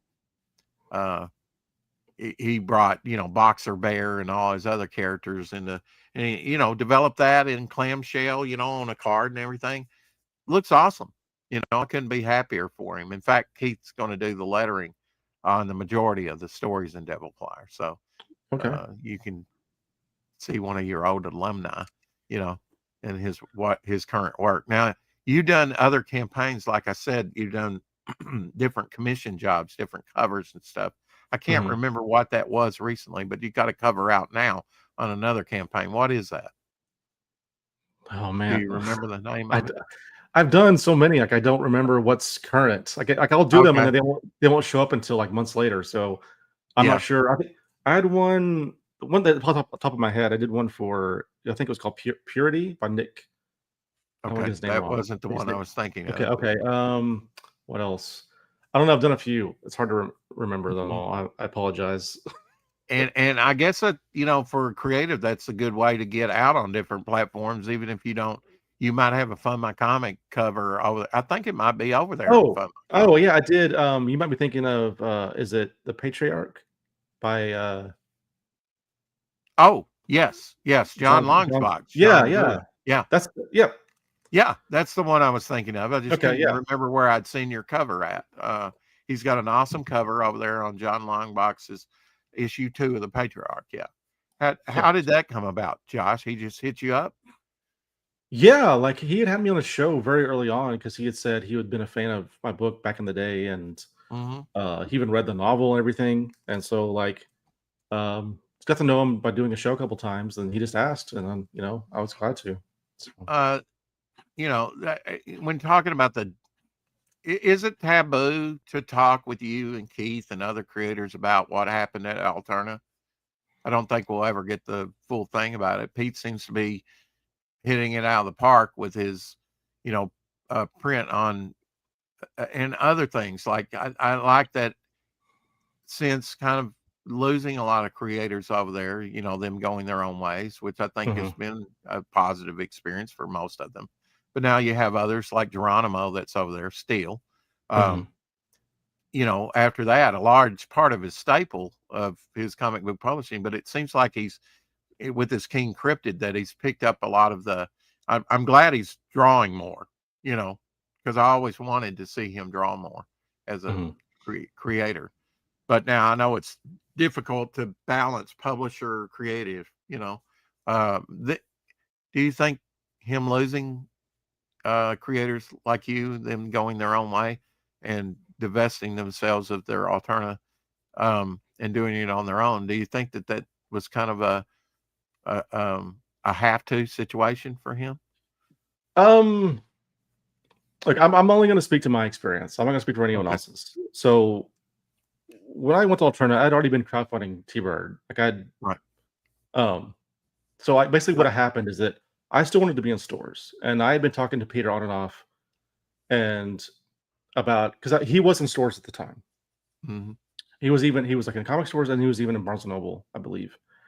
And that was so I was crowdfunding T-Bird, but I wanted to be in stores. So like I contacted him, hey, is there a way we could? And at first he said I didn't fit his format, that it wouldn't work. And then at one point he said, okay, I found a way to do it. So I was like, okay, cool. So we agreed that he was going to reprint T-Bird, what I had already done, at Alterna. And as soon, like right after I did sign the contract and like it was ready to go, he announced they were pulling out of stores. And that was like the whole point of why I was, I mean, I didn't throw a fuss or anything. I still honored my commitments because he still has an audience that I don't have. So, Right. So the books came out, and so what was happening is that I was in a position where since he was only doing online, that's what I was already doing, is my stuff online. So I was having to like double promote the books that I'd already and so some people found it confusing. Like, didn't you already promote this book? Why are you promoting it again? Like, it already came out, it's coming out again. So it kind of got very confusing, I think, for some people. And I know I thought it was kind of a nice move, that yes, our creators are going to have their own Indiegogo or Kickstarter, whatever campaigns they can do, and then later we'll feature it, through Alterna. Well, I thought that was kind of brilliant. Yeah, I mean, look, if I had known he was going to be online only, I would not have signed up, because I'm already doing that. Like, I don't need to do it again, if that makes sense. Right. So anyway, so this because of that, I don't think Peter was necessarily wanted to see more promotion out of not just me but everyone. I felt like I was doing all I could. But I understand his position. He's got a company to run. So I have no ill will towards Peter or whatever. It was just the business decision I had to make for me. So overall, a pleasant experience. I mean, I reached a bunch of new people. So I mean, I can't complain about that. Yeah. So yeah. I mean, the auctions were the only, for introverts like yourself, the only times that we really saw some of you. When you get together and try and sell some artwork on an Alterna auction. I think that's kind of funny. Frankie B's like pulling a wisdom tooth. He's hard to find sometimes. I don't know if you knew he had double hip replacement recently. Oh, wow. No, I did not know. Yeah. Wow. And he was the original artist on Mighty Mascots. So that was kind of funny. Frankie's a pretty cool guy. We've had him on here before. We haven't had all the Alterna people on here, but they're kind of like a subgenre within the crowdfunding. There's some fierce Alterna. I think one thing that I like about it is the price point, of course. I think most of the Alterna fans like the nostalgia of newsprint. You're old enough to have went to the spinner rack, right? Absolutely. Do you miss it? Definitely. I do. I never knew that the direct market going directly, and publishing directly only to comic book shops would that was a big reason why the stands failed. And it didn't take long, about 5 years, and they were already losing ground on the stands. And now you can't find them with the FBI. It's and it's sad because I can't go into a pharmacy, I can't go into a grocery and go, wow, and find a Treasury edition or a little novelette or anything. I used to go to, for the little novelettes or the reprints, in big small book form at Walden Books back in the day. You can't do that anymore. All you can do is find Archie at the checkout aisle. I think that's a loss overall because you're not getting exposure. Yeah, I agree. I mean, I think that's one reason comics are dying somewhat. Well, I think you're right. I think what happened is that, before the drug market, the titles at Marvel DC, they had to appeal to the whole audience, right? There wasn't like a Mhm. kids version, an adult version, right? It was just Batman, whatever it was they were putting out. It was one title for one audience. And Mhm. once they started fracturing the audience, like, oh, here's the adult books, here's the books for little kids. Speaking as someone who was a kid at one point, I didn't want books for little kids. I wanted the edgier stuff, right? I wanted the stuff that like my parents maybe would have frowned upon, right? Like to me, that was the whole comics had a sort of transgressive, like feel to them, right? Like you weren't supposed to be reading them. Your teachers frowned upon them. Like the idea that like you're reading a kid's book that's approved by your parents and teachers, like would have turned me off back then. But at the Right. same time, though, you don't want it to be adult. Like it's got to be still something that can be sold, you know, at the drugstore. So I do think having this split audience, I don't know that it's benefited comics overall. You know, Yeah. Well, it's definitely, like I said, I thought, in my late high school years, college years, I thought that the comic field was growing for me, with me, Mhm. because it dealt with more mature film Right, themes, like, right, which started with Watchmen and Dark Knight and things like that. And I felt like, wow, it's kind of growing and becoming more mature. And I didn't look at the direct market as a bad thing. right. The very first Marvel was Dazzler #1, and I got in right after that because I actually back ordered from Capital Comics because I used to run a comic book shop for a couple years, less than a couple years actually, about 8 months. It wasn't very long, but I was still in high school. I was like 17 years old, and my principal partner after a while pulled out, so there wasn't much I could do. But it was a great experience because I got to see some of those early, like Camelot 3000, Marvel Age, which was a comic promo comic for things Mhm. that were coming out at Marvel. So I got in on the ground floor of that. And but yeah, I never thought it would kill Newsstand had been around since Right. 1900. I mean, I don't know. I Yeah. just, I don't know if anybody knew that it was going to take a turn like that and kill the newsstands. Well, And to this day, I'm still scratching my head about why it really did. mhm. Well, I mean, too, think about now how mainstream Marvel and all that stuff is, all the movies and everything, and like you can't walk into a grocery store and pick up a Marvel comic, like you know, Yeah. like Yeah. the success of the movies is not it doesn't appear to have helped the comic market at all. In fact, it seems like the comic market's only shrank.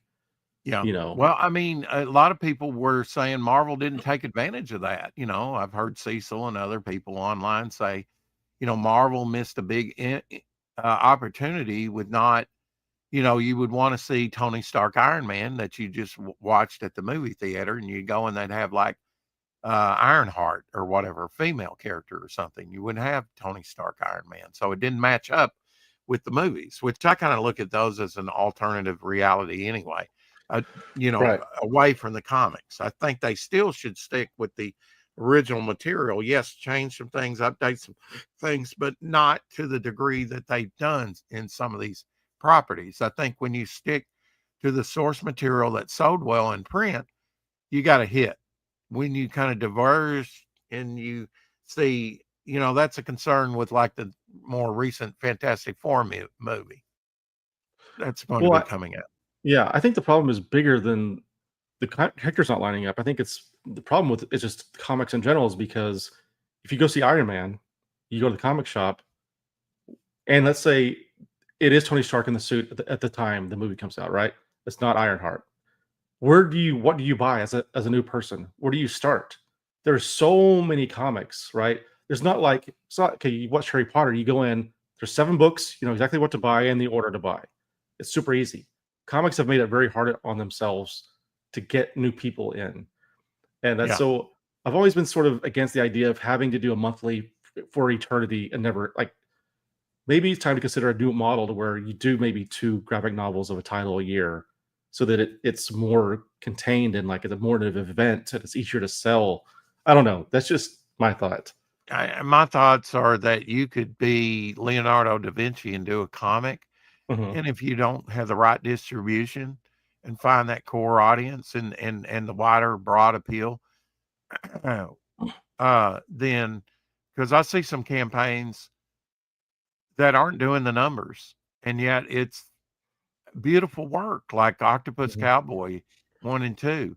On Mhm. his first campaign, he did 3,000 something, and he's not getting out there and promoting. He's not helping the project, but I don't know if you've seen that one, but beautiful work. I mean, it's good, solid stuff.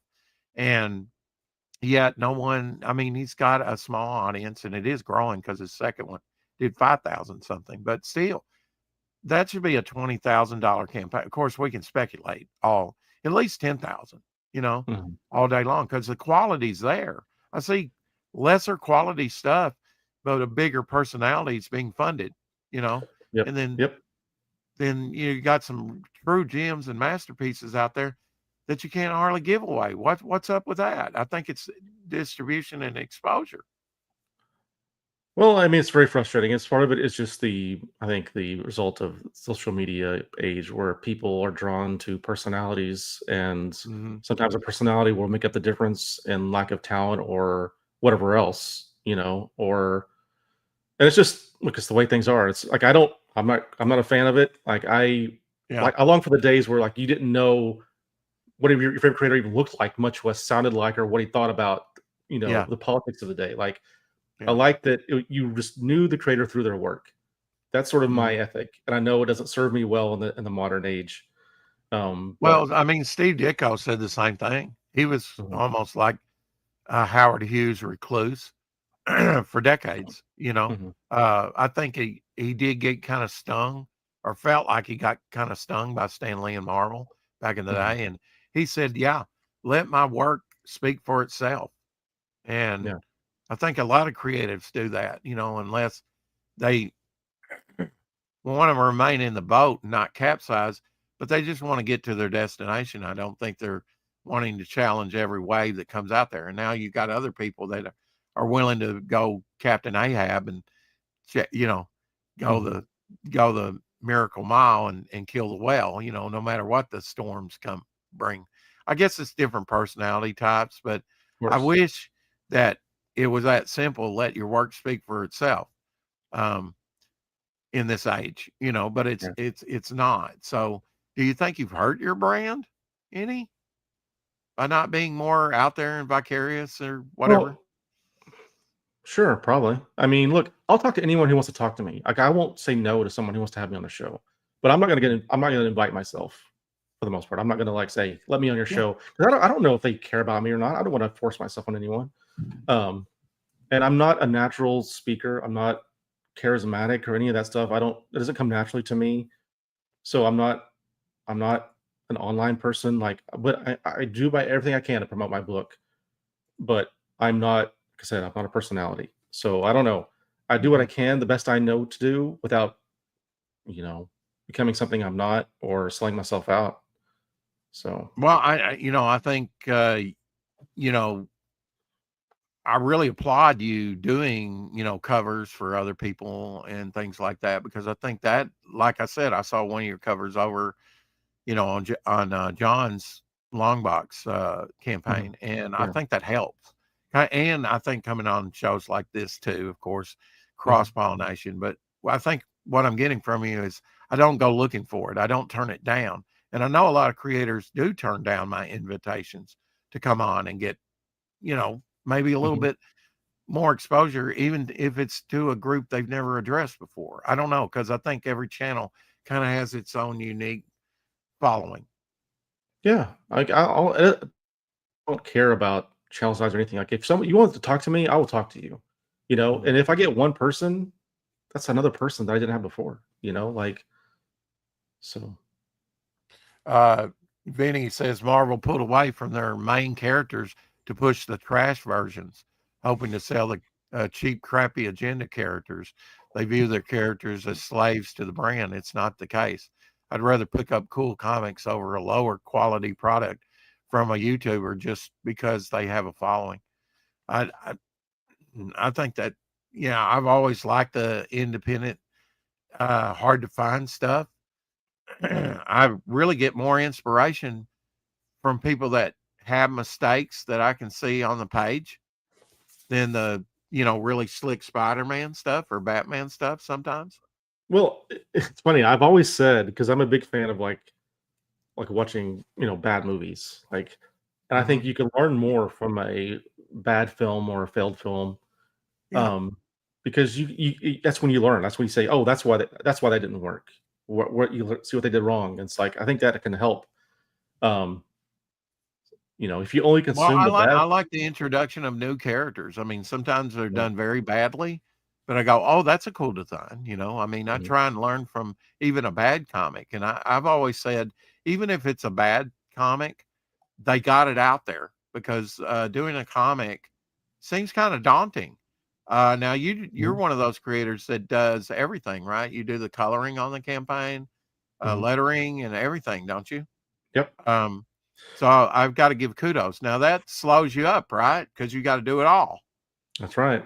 So Uh, my output isn't, what it could be if I was just doing one thing, but but yeah. but do you like the creative process? I mean, I opted not to do it all. Certainly, I Mhm. don't mind doing a whole story and things like that by myself. I'm not going to do the lettering. I'll leave that up to someone else. But and maybe Mhm. even the coloring, you know. But I can certainly draw and ink it myself um, and tell the story. Um, but now, do you like working or have you worked? Surely in your career, you've worked with others and, maybe just done the pencils and somebody else inked you I mean, do you like doing that? Or is it just like you like flying solo? I pretty much like going solo. Has Like that been pretty much your experience your whole career? yeah, for the most part. I mean, there's been times here and there I've had to work with someone, but like for the most Yeah. part, and I've had to work alone, and I do prefer it. So You I mean, prefer it, yeah. yeah, Do you yeah. appreciate the collaborative?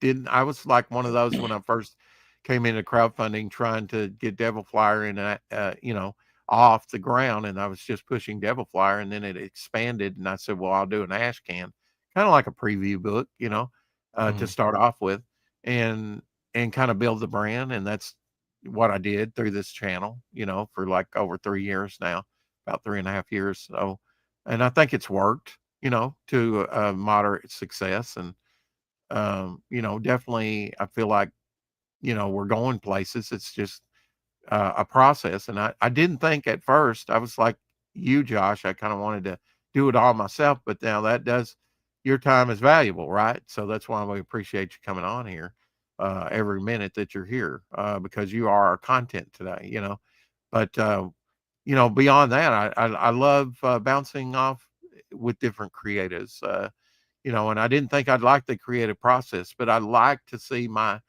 like fan art.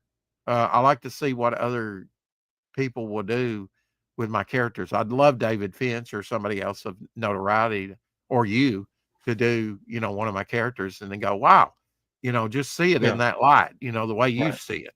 I think there's something I get off of that. Yeah, I agree. I've had times people draw my stuff, and it's Mhm. always a thrill, of course. Yeah. Yeah. Uh, you've been at it a while, but I know it was a big thrill just to get that finished product in my hand, that finished book, and go, "Wow, Mhm. I did this." You know, Yeah, yeah. that's quite an accomplishment. Does it ever get old with you?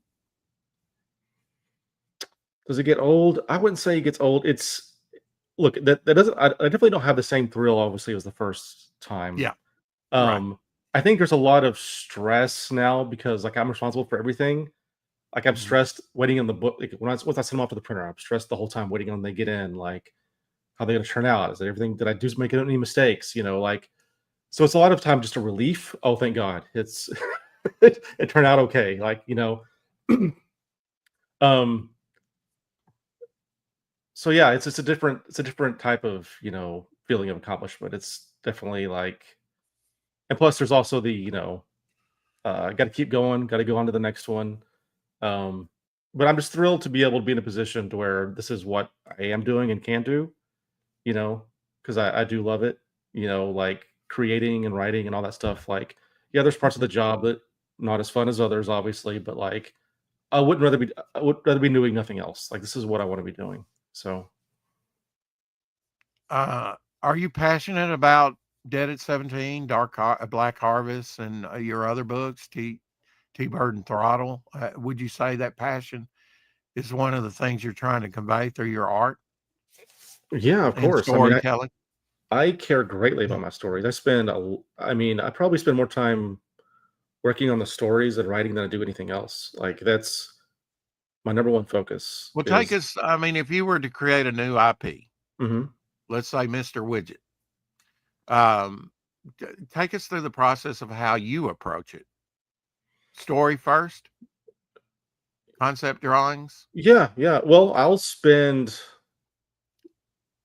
maybe years thinking about a story before I ever start putting pen to paper. You let it percolate. Yes, like Yeah. once I have okay, maybe it'll be an image or an idea or concept. Like, I want to do something with that, and Mhm. I'll start thinking about it, and building on. You start building it in your There you mind, go. like you know. And I'm doing that right now, actually. Like, I'm working on a new book that's probably a year or two off, probably 2 years off right Mhm. now that I'm building, but I've not put anything on paper yet. I'm just And this is a new slowly. IP.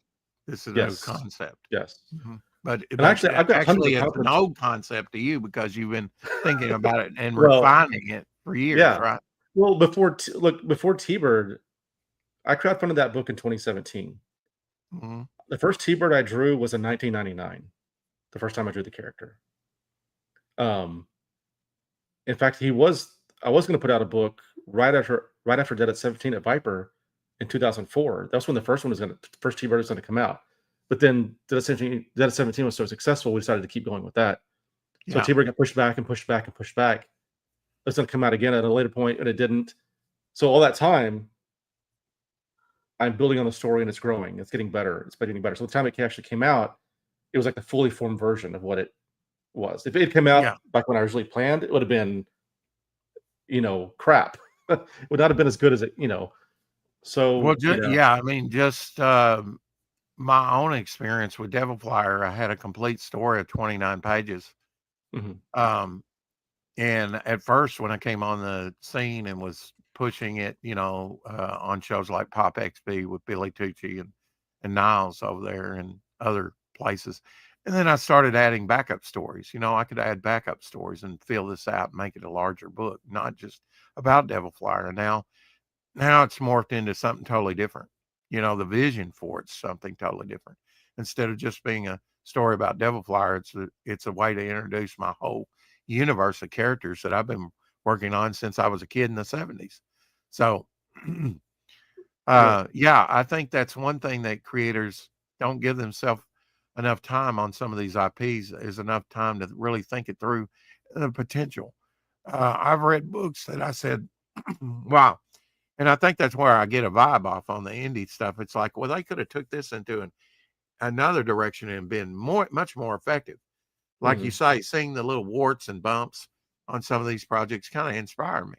right. It's not so refined like the mainstream stuff. And I kind of like that because it fuels my imagination. Do you know what I'm Yeah, talking about? of course, yeah, and I've always been drawn to, creators, because even when I was started getting into comics back in the late '80s, I instantly, almost right away, went to the indie stuff, like, because it was more pure, like you said, maybe rougher, but you knew it was coming from that person's mind. There was a singular vision. It wasn't a Hey, corporate Glenn. mandated anything. Mhm. I always found that more interesting, for sure. Well, I think one thing that comics suffered from was like the 1930s, 40s sort of page rate, get it out, cash grab. I mean, I think a lot of comics were trying, once Superman came out, were trying to replicate what he was doing, and it morphed from there. But I think a lot of it was rushed and maybe not the best stuff. And page rate wasn't, I kind of look at it as like a sweatshop. And I think a lot of that carried over because creators didn't get their original art back. Creators' Mhm. rights were not a thing that were even thought of back then. And I think even, up into '80s, we kind of suffered from that, that the foundation wasn't a really good foundation within the arts. What do you think? Yeah, I or don't have know. I you mean, given that much thought? I don't know. If you see, look at some of that older stuff, though, some of it, it's still like to me, in my opinion, still holds up. There's still stuff that's not as good as I just think a lot of them. I don't know. I mean, they may have been turning it out. I mean, Oh, a how lot many of great? it's brilliant. Yeah, well, Absolutely. how many great artists today or have that kind of run that some of those older artists had, right? How many Mhm. like that? Those Well, runs of what? I think that runs parallel with all entertainment, like in at least here in America, Josh, because I Mhm, can't speak to what it was in Spain or France or anything like that. I wasn't there. If you want to know about Arkansas, ask me. If you want to know about Colorado, ask somebody else. I don't know anything about Colorado. I know Mike mhm, Barron and some other people live there, but other than that, I might have some friends there, but I can't tell you about it. So my unique experience is American comics, and to me, I see like with, um, especially the advent of early TV, you had these people in vaudeville, which came from theater, mhm, and sort of saloons and whatnot, early entertainment. But those people that really had to work for the dime, especially during the Great Depression of the 30s and the 40s, before the war came along, they really knew they had to be versatile or they went hungry. And that was a work mhm. ethic. They're Right. part of that great generation that defeated Nazism, right? And the takeover of the whole world. Yeah, So a different breed of person, wouldn't you think? absolutely. Yeah. And I think it kind of comes in cycles, cyclical. I think that generation, that can do generation, will come back around again. We just haven't quite gotten there yet, because Right. I do think there's been a lot of generations, and even me, a first year Gen Xer, kind of spoiled to peacetime. You know, Yeah. Certainly there's always wars, but we weren't drafted and had to go off to war. You Right. know, and but I mean, if you were to break it up into a pie chart with what you do, how much is it uh, brow sweat and work ethic? Is it 80%? Is it, you know, As far as the physical labor, it's like 90% just work. I mean, mhm. the 10% of me thinking about the story, that's the fun part. Like, because the sky's the limit, right? It could be anything. Yeah. You're building it in your mind. It's like that's Is the that fun part to easy get. for you to translate no matter how, oh, I got this, I got this, I got this, I've been percolating on this for 10 years. Mhm. Is that, is it hard to translate to the page at that I point? mean, as far as putting my ideas on paper, no. To me, the hard part is just actually doing the labor of drawing it, coloring it. Like that's to me the Mhm. creative part is when you're thinking about it and building it and writing it all out. Like because I love problem solving. I love when I hit a part of the story where I can't figure out. And I love the process of figuring that out, making the story work, taking these random Mhm. ideas and finding a way to make it a cohesive story. That's my favorite part of the process, I think. Um, And being able to put that down and then convey, as a reader, I go, "Wow, didn't see that coming. That was a twist." Or, because you always presenting your hero archetype with problem solving, right? mhm, right. And you don't want to paint yourself into a corner, of course, which Well, yeah. Well, one of the fun things about writing and drawing your own stuff is that like mhm, even if I have the script tight as I want it, it's everything's great. Once I start drawing it, it always changes because once I see it on the page, I'll see things. Oh, I didn't even think about that. This person here, this person there, this could mhm. happen. So I'm always rewriting it, which is one of the reasons I Different would never. things suggest other things, right? Yeah, yeah. And so Yeah. like, so that's one of the reasons I would never. I don't have someone else lettering my stuff usually is because I'm writing again as I'm lettering. It would take. I'd be sending too many emails back. It would be too much of a headache. I'd drive someone crazy with my edits probably. So If I like, if I had some advice, Josh, mhm, not to cut off your train of thought, but I would say remain loose and be able to change with and make it better. Even if it didn't occur to you, even at the ninth hour when you're putting it down on the page. A lot of there's other creators that probably don't work that way. Maybe they're a little bit more legalistic, a little bit more rigid.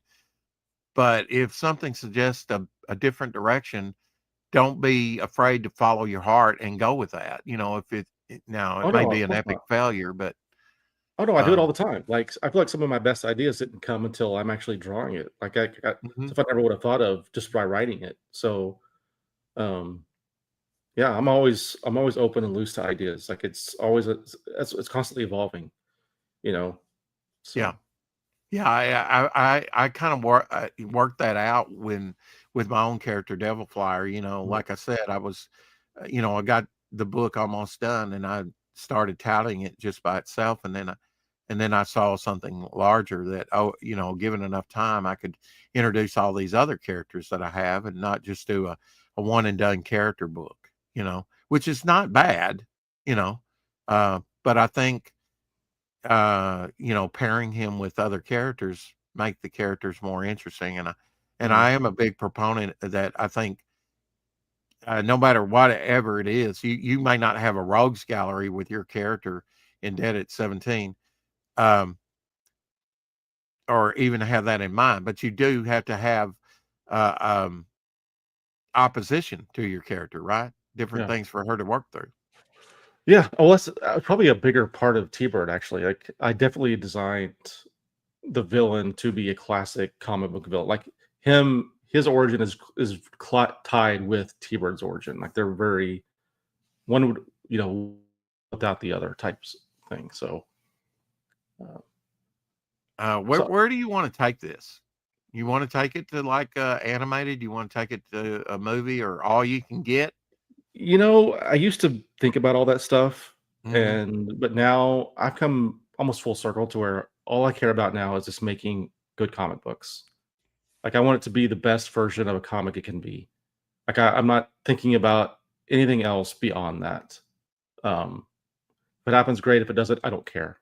Like I just want to make the best comic book version of the story that I can. So One thing I see, Josh, is lack of follow up sometimes. mhm, Maybe a creator gets a little discouraged with mhm, how their campaign's going, their first one. To me, you're laying a good foundation with that. Maybe you didn't get all the support you think you deserved, but you know, you they failed to do a follow up. Like if you just done one Dead at 17, okay, and moved on to something else, she might not be as big as what she is today. well, look, there's a lot of heartache and disappointment in comics. Mhm. I mean, I face it still. I mean, things that we should have done better, gone this way or that way. That's where you have to have the drive and commitment. Like, like you really got to be committed. And I have a don't quit, never give up attitude. Like I believe in what Mhm. I'm doing, and even if you know things don't work out, one campaign or the other, or this or that, like it hurts, but I just keep going. Maybe I'm insane, maybe I'm crazy, but that's what keeps me where I'm at. So, of Well, I think, Josh, that as we kind of wrap things up here in the next few minutes, thank you for your time, by the way. course. Um, I think that's what uh, some campaigns uh, suffer from. They'll have an artist do 25 pages, and you need 60, and then they quit for some reason. Right. You working by yourself, you don't have to deal with that. Yeah. You're committed. Only you can say if it's going to get done or not. you Right. know but Right. now, if I wrote a story and said, I'll illustrate it and everything, and I needed 60 pages and they give me 30, that does me no good. Mhm. uh Doing a long, even I guess a 23 pager is a commitment, because they might do 10 and then quit. Now that's not a very good work ethic, not a very good professional there. It's non-professional. I see a lot of amateurs trying to do it, and I love the amateur stuff, Mhm. but I don't see some business sense professionalism either. I see I'm going to quit this if I have an outing with another creative, And it's like, where's the integrity there? Once you start something, whether you like it or not, grind through it, get it done, and deliver what you said you were going to deliver. That's kind of my attitude, but I know that may be old fashioned. Oh, I mean, it's my attitude too. I mean, I know there's, like you said, there's unfortunate things happen if you're working with a team of people that you can't control, and that's unfortunate. And Mhm. thank God, like I don't have to deal with that. Like, I know some people, the reality is they have to, and I know that's not easy. So like, I sympathize with people in in those situations, but I don't know. Like Yeah, I'm just you don't grateful have that to deal with it. yeah, I'm very grateful. Yes. Yeah. Now, last time you were on, you showed us, I believe, a Godzilla figure that you just got on. Because I asked you Yeah. the very hard question, because you Mhm. can see he's got a lot of stuff back there, as I do. What is your favorite piece? And he says, "Well, I guess my newest one, and Yeah. that tracks." So, have you gotten anything in that you're just really hot about in your collection? It's been pretty slim pickings Oh yeah, last few months. Yeah, like just been focused on work and stuff, so I haven't really accumulated much new recently. But yeah. I know what you're saying, but when I look at your collection, I don't see Slim Pickens in there. well, He used to be an actor, but yeah, this is a yeah, lifetime of yeah. accumulation. So yeah. Well, yeah, yeah, yeah, yeah. Were you always a collector, Josh? I mean, I collected rocks. I collected arrowheads, and fossils and things like that, things that I would find before I Yeah. ever started putting any money to Well, I guess what happened is that, when most kids grow out of toys, I didn't stop buying them. My parents were very concerned, like, why is he still buying toy? Like, it. and Now, like, when was that? Your teen years, or yeah, I just never stopped. I just was still thought yeah, toys were cool. And so like I remember like my mom was frowning on it, but my grandma didn't know any different. To her, I was always a baby. So like I would buy stuff yeah, with my grandma and hide it at her house. And at a certain point, it just became like, I guess this is what he does. He just yeah. That's part of. what helped Do though is that in the 90s, I don't know if you remember, 'cause I'm a big Star Trek fan. They came Mhm, out with the Star Trek figures from Playmates. So those were considered like some of the very first collector figures, right? Where it wasn't like mhm. little kit. So I think that helped ease my parents into the idea that like, oh, well, maybe this is something that's A not just value for little, that might pay not, off in that's for, the not end. just for little kids. Yeah. So Can you look at any family member and kind of like say, well, they did this or collected that, or they might not have looked at it as a collection, but they still oh, I guess my dad collects guns. I guess. okay. Yeah. How do you um, think you got the collector bug? Just because of the marketing, the good neat uh, stuff you I, can th- I find? think Or most. I mean, I could be wrong, but I think most guys do have sort of a hunt and gather type. It mhm. takes a different forms. And some people So are. sort of at your core of who you are, Yeah. of being a man, right? Now Well, women collect things too. that's true. I mean, like, I don't know. I don't know what the answer is. I mean, for me, myself, I love having a physical representation of something I love. Like if I love a movie or a show or whatever it happens to be, there's something compulsive about having to have a physical representation of it that I can put my hands on. I don't know Mhm. why, but Now, how do you, I think one way you bring more women into comics is have strong women archetypes like your character here. yeah. But what would you, if I said, how do you bring more women into comics? What would be your answer? Because I do think that it is more male driven, Of but course I it do is. think Yeah. there's a big, large. I don't know if it's growing, but I do think probably since the '80s it's been morphing and growing. And of course, manga's big. Yeah. I mean, I don't know if you told me how to give you a marketing strategy how to do it, I wouldn't know if I'd have that answer. But Right. Dead at 17 always had a big female fan base. And I always heard that, and that's one of the reasons why DC initially hired me to do that little imprint they were doing at the time.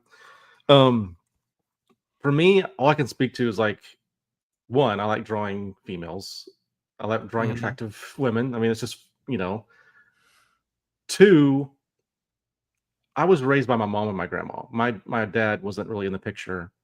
Um, I have 2 sisters, so I have a lot of female influence in my life. So, like, Mhm. I don't give me a natural understanding or, like, connection to that to where I don't know, it's just me just, like, reverse engineering whatever I've done. I don't know. You've probably Um, seen that sex sells though, right? I mean, sex appeal. yeah, but I'm not, I don't know. I To mean, me, I does just that like sell comics? I think you'd it have to does. answer yes, it Of course it does. does. Of course it Yeah. does. Like Dave Stevens, you're familiar with Dave Stevens, Rocketeer and Yeah. Cheesecake Girls, I Mhm. mean,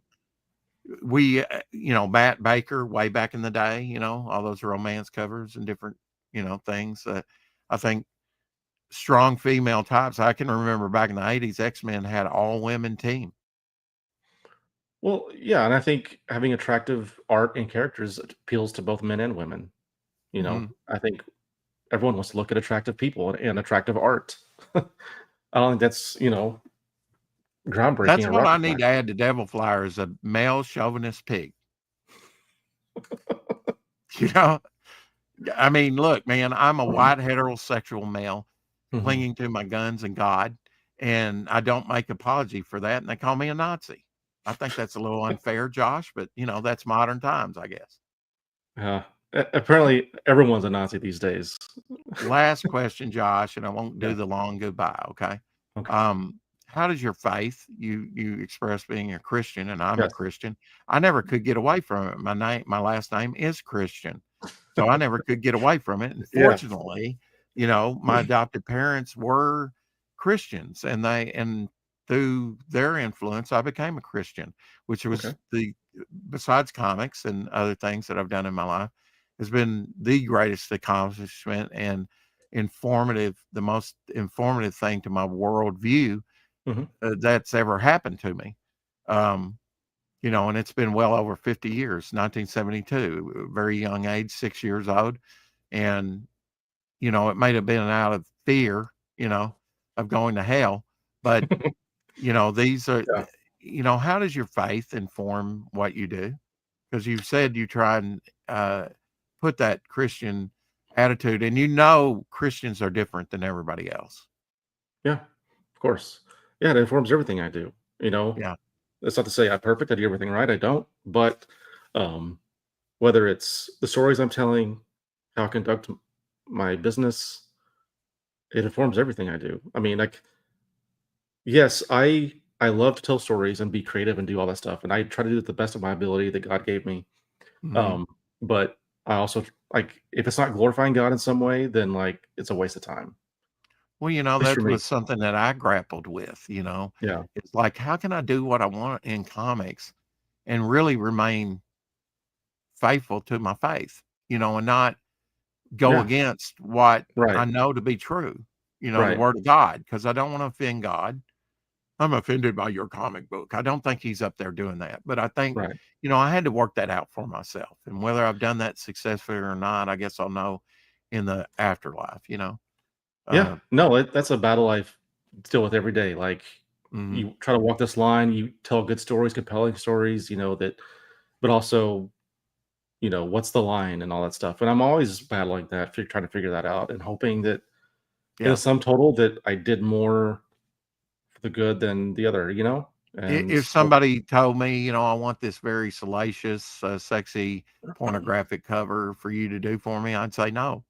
oh, of It course. goes against my value system.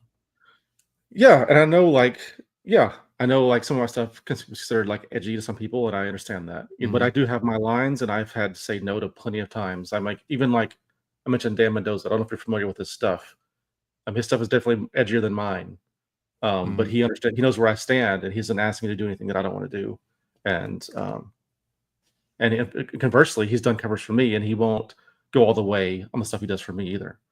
So so it's always great too when people, even if you don't agree with, it, they can still respect where you stand. And Yeah. Um, Stick around, Josh, just for a moment or two after the stream. Um, Thank you for coming on. Thanks for Shadowhawk too. Um, he had to bow out to make dinner. He cooks for the family. Um, but again, Josh, I hope you'll come on again. Third time's a charm. At some absolutely, point. Um, absolutely. You going? All right, I lied. One more question. Okay. Are you going to another platform with this after this Kickstarter ends in 7 days with it to try and further Um, and get further backing, or is this it? I haven't really thought about it or planned to, but I don't know. Maybe I'll try give Fund My Comic a spin and see how it goes. I don't know. We'll see. I'm definitely considering it. So, Okay. but definitely, probably not Indiegogo though. I've been Yeah. burned. I mean, at this point, it just feels like it's beating a dead horse. But Well, one thing that I like about Downcast, and I know you know about Downcast because that was Mhm. part of Alterna, is that they put up a Shelby Robertson cover exclusively over on Fund My Comic, and I got thinking about that. It didn't hit me immediately. Few things do hit me immediately. Um, I've had some car wrecks, and that was immediate, but that was something different. Mhm. Most things I have to percolate, and then it occurs to me, why didn't I think it was right here and I didn't see it? That's just me. Mhm. But um, um, instead of saying second chance offer, which I think is like I've already backed this one. He put it up as exclusive Shelby Robertson cover, limited to 90. I thought that was very, that's another way to present the same book, but in a different fashion without saying second chance offer. Yeah. So you might consider that a new cover, Oh, and put it absolutely. on Like, Fund My Comic or some yeah. I would Zoop definitely or do. somewhere else. Yeah, I would definitely do new covers. I mean, that obviously, yeah. That's hmm yeah, Do you for do sure. that with different platforms? You Yeah, generally 'cause try and at least make that a difference, the covers? yes, because what I did last year, when I was talking about, I did that 20th anniversary special for Dead at 17. hmm I had different covers on the Indiegogo than I did the Kickstarter. So got some people who backed both to get all the covers. So Lorenzo brings up a good point. If one hosts a campaign on Kickstarter, I think it's required that one offers something slightly different, like a different cover. If you've been over like to Indiegogo or Find My Comic or something, is that true? Has that been your experience, or do you know?